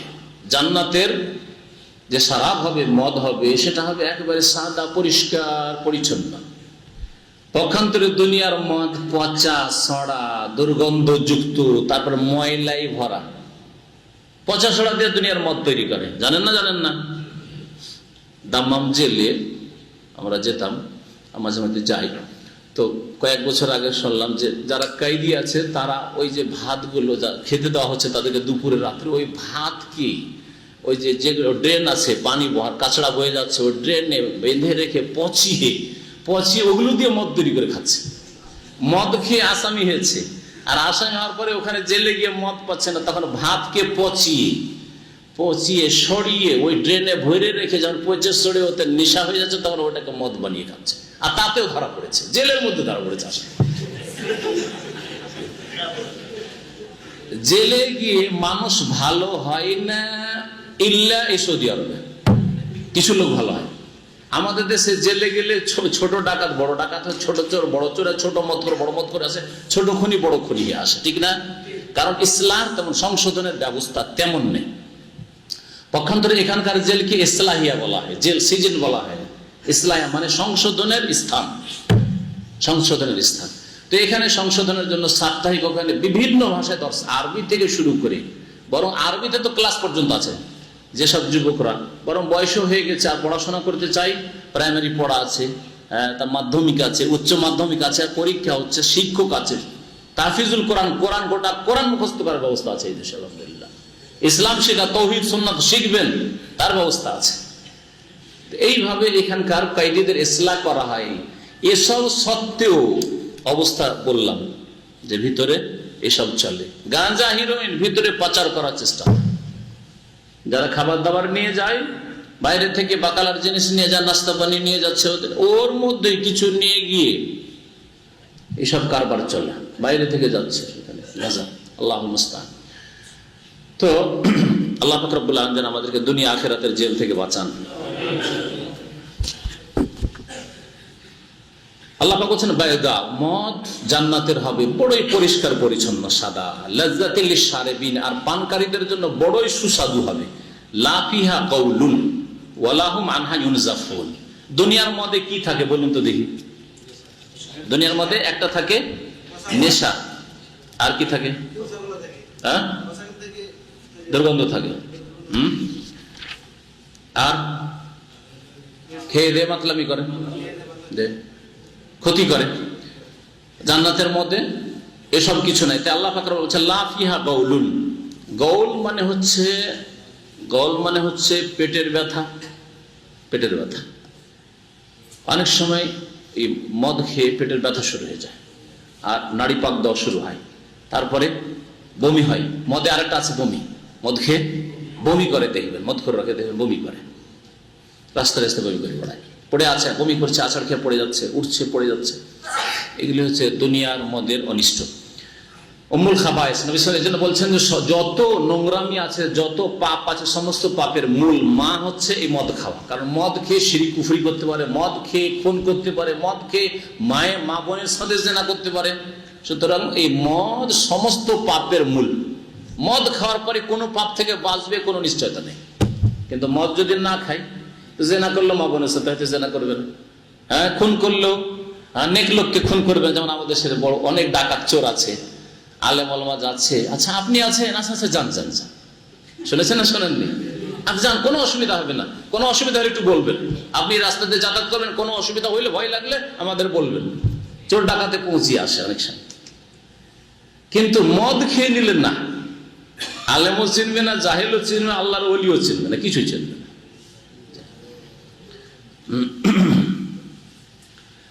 গৌল, না পেটের ব্যথা থাকবে না মাথার ব্যথা থাকবে। না এত রয়েছে লায়ুসাদ্দাউনা, সোদা মানে হচ্ছে হেডেক, মাথার ব্যথা।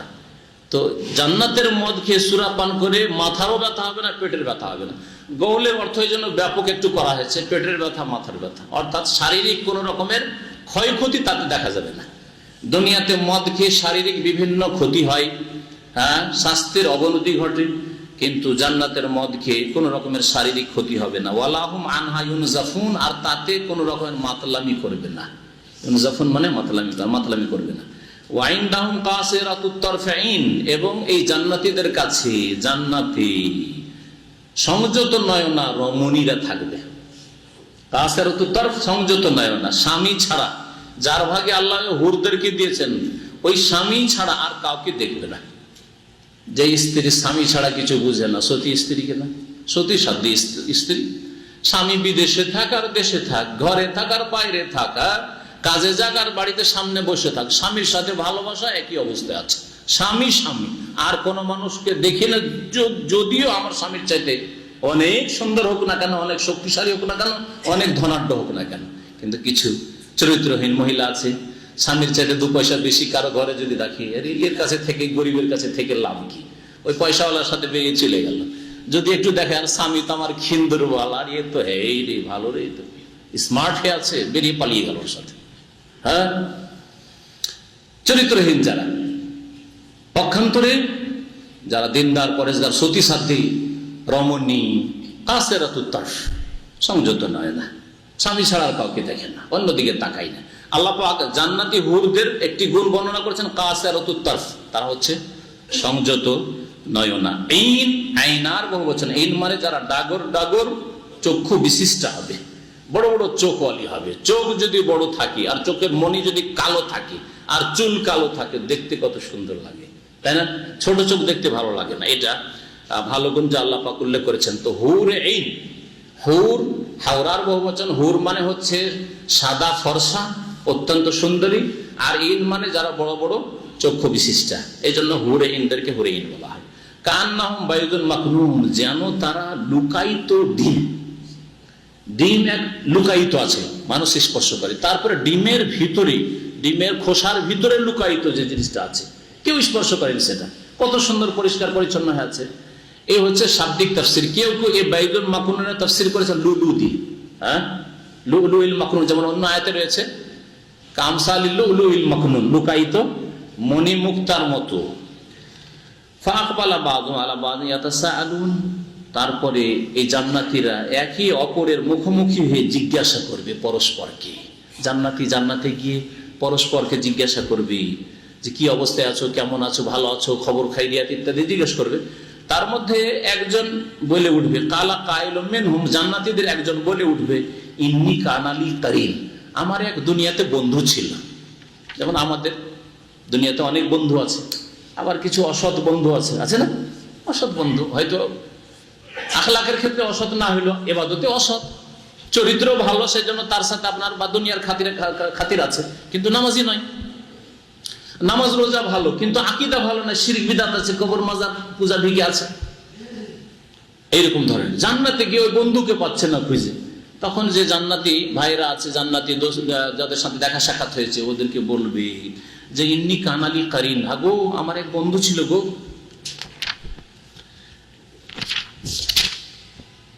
কালা কাইলুম মিনহুম, তাদের একজন বলে ইন্নী কানা লি কারিন, আমার এক বন্ধু ছিল, সে বন্ধুকে দেখতে পাচ্ছি না। ইয়াকুলু, সে দুনিয়াতে আমাকে বলতো আইন্নাকা লামিনাল মুসাদ্দিকিন, তুমিও কি এসব কথা বিশ্বাস করো? তুমি আবার ধর্মকর্ম বিশ্বাস করো? তুমি আবার নামাজ রোজা বিশ্বাস করো? তুমি আবার পরকাল বিশ্বাস করো, যে মরে গিয়ে আবার উঠতে হবে? কেমন এইসব কথা? আমি বিশ্বাস করি না। অনেক বন্ধুরাই ছাত্র জীবনে হয়তো পড়াশোনা করেছেন কোনো অমুসলিমের সাথে, অথবা মুসলিম নাস্তিক, অথবা পেট পূজারি, দুনিয়া ছাড়া ওর আর কিছু জানে না। ও বাপ মার কাছ থেকে দিন ইসলাম কিছু শিখেনি, স্কুল কলেজ ইউনিভার্সিটির পড়াই শিখেছে, সায়েন্স টেকনোলজি শিখেছে, কিন্তু আল্লাহ পরকাল কিছু বাপ মা শেখায়নি, এইরকম মুসলমান। তো এই লোক বলবে যে সে আমাকে দুনিয়াতে এরকম ঠাট্টা মজাক করতো, বলতো আইন্নাকা লামিনাল মুসাদ্দিকিন, তুমিও বিশ্বাসকারীদের অন্তর্ভুক্ত, তুমি এগুলো কথা বিশ্বাস করো। কি? আইদা মিতনা, আমরা যখন মরে যাবো, ওয়াকুন্না তোরাবান, আর মাটি হয়ে যাবো, এজামান, আর হাড় হাড্ডিতে পরিণত হব, আইন্না লামাদিনুন, আর তারপরে আমাদের আবার হিসাব নিকাশ হবে। মাদিনুন মানে মুহাসাবুন, আমাদেরকেও কি আমাদের হিসাব নেওয়া হবে, বা আমাদেরকে বদলা, ভালো মন্দের বদলা দেওয়া হবে। তাকে দেখতে পাচ্ছি না, জান্নাতে বলবে এই লোকটিকে দেখতে পাচ্ছি না, আমার দেশ দুনিয়াতে বন্ধু ছিল। তাআলা, তখন আল্লাহ পাক বলবেন হাল আনতুম মুত্তালিউন, তাহলে ওই লোককে দেখতে চাও নাকি? আল্লাহ বলবেন হাল আনতুম মুত্তালিউন, ওই লোকটিকে দেখতে চাও? কারণ জান্নাতে যা চাইবে আল্লাহ দেবেন, তো দেখবে তাকে। আল্লাহ বলে ঠিক আছে, তোমাকে দেখিয়ে দিচ্ছি। ফাত্তালা, তখন উকি মেরে দেখবে। ফারাহু ফি সাওয়াইল জাহিম, তখন তাকে দেখবে জাহান্নামের মধ্যখানে। বন্ধু, স্কুল লাইফের বন্ধু, দাম্মামের এখানকার জীবনের রুমমেট ছিল, কোম্পানির কলিগ ছিল, একসাথে কাজকর্ম চাকরি করতো, ইত্যাদি ইত্যাদি। গ্রামের বন্ধু, বাল্য জীবনের বন্ধু, একসাথে খেলাধুলা করেছি, ফুটবল খেলেছি, কাবাডি খেলেছি। দেখতে চাই, আল্লাহ দেখিয়ে দিবেন। কালা তাল্লাহ ইন কিত্তালা তুরদিন, ওই জাহান্নামী বন্ধুকে দেখে বলবে তাল্লাহ, আল্লাহর কসম রে, আল্লাহর কসম রে, ইন কিত্তালা তুরদিন, উফ, তুমি আমাকে ধ্বংস করে দিতে। তুমি একসাথে পড়াশোনা করেছো, একসাথে চলাফেরা করেছি, এক রুমে থেকেছি, তোমার কথা যদি শুনতাম তো তুমি আমাকে ধ্বংস করেই ফেলতে। কিত্তালা তুরদিন মানে তুমি ধ্বংসের কাছাকাছি আমাকে পৌঁছেই দিয়েছিলে। আল্লাহ যদি আমাকে না বাঁচাতেন আর আমাকে ইমানদার না করতেন, তোমার কথা শুনতাম। আরদা ইউরদি মানে ধ্বংস করে দেওয়া।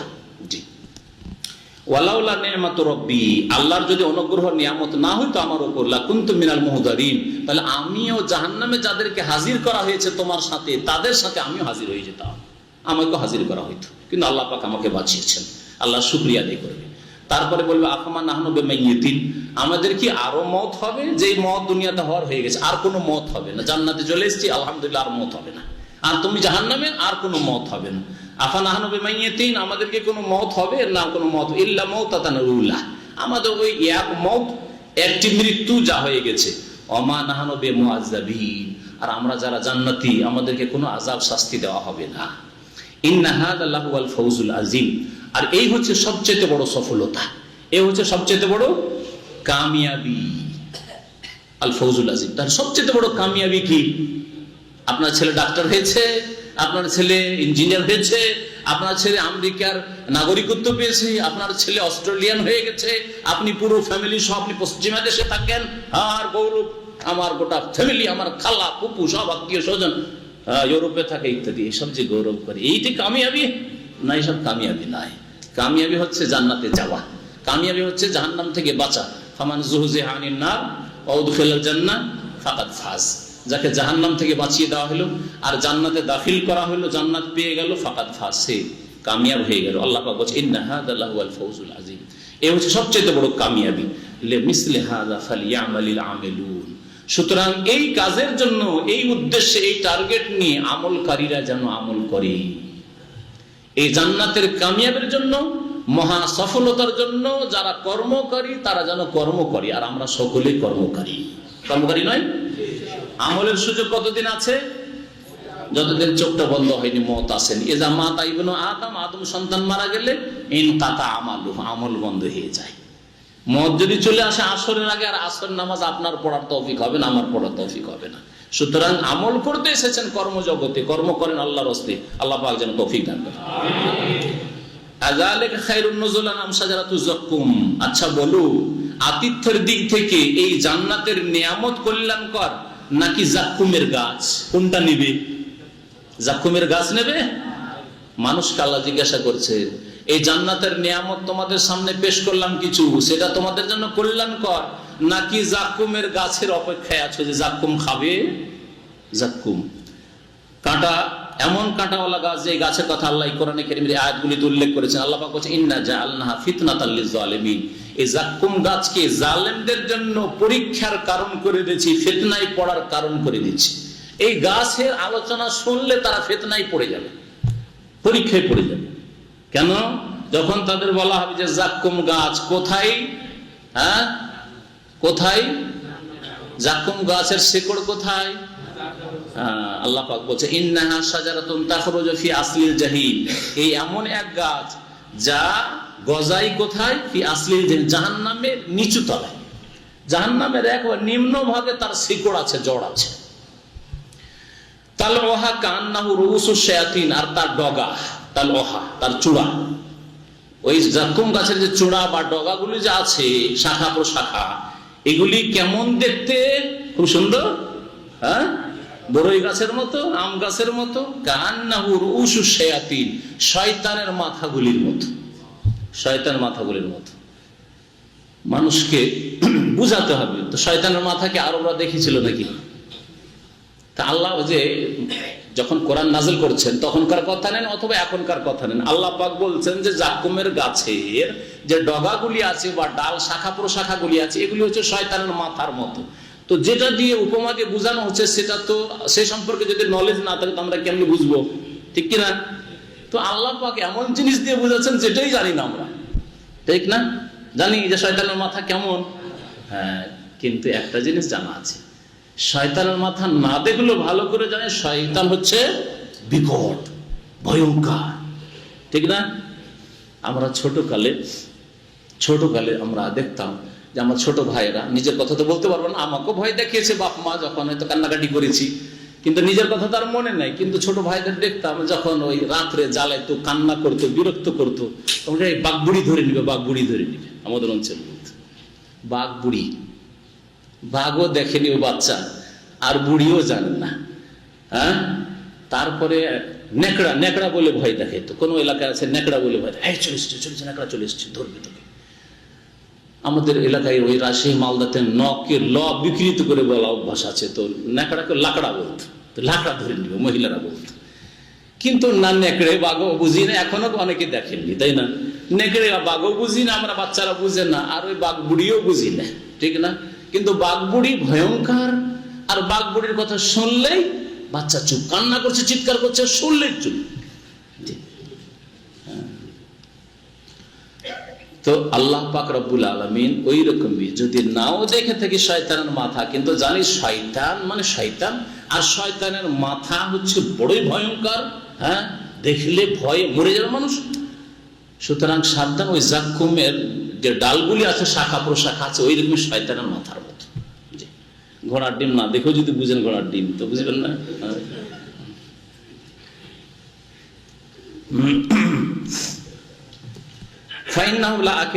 এই জাহান্নামীরা এই জাক্কুমের গাছ থেকে খাবে, ফামালিউনা মিনহাল বুতুন, আর তা দিয়ে তারা পেট পূর্ণ করবে।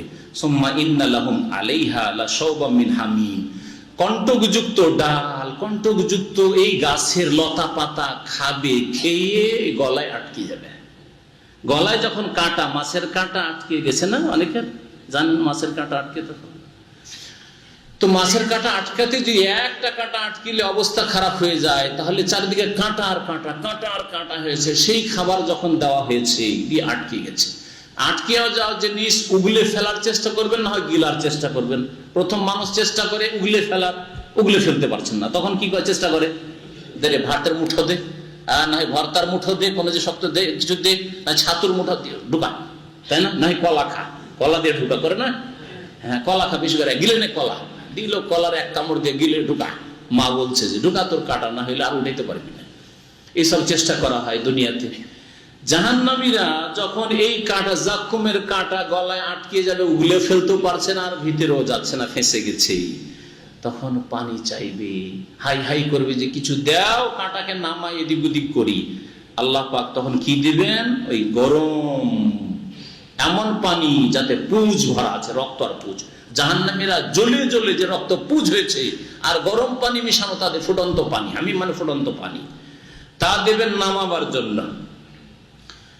আল্লাহ পাক বলছে সুম্মা ইন্না লাহুম, অতঃপর এই জাহান্নামীদের জন্য আলাইহা, ওর উপর মানে জাকুম গাছের উপর জাকুম কাঁটা যখন আটকে যাবে, লাশাওবাম মিন হামিম, ফুটন্ত পুঁজ মিশ্রিত পানির সংমিশ্রণ হবে। সৌবান মানে হচ্ছে সংমিশ্রণ, সাবা শুভ মানে মিশানো, কোনো কিছুতে মিশানো।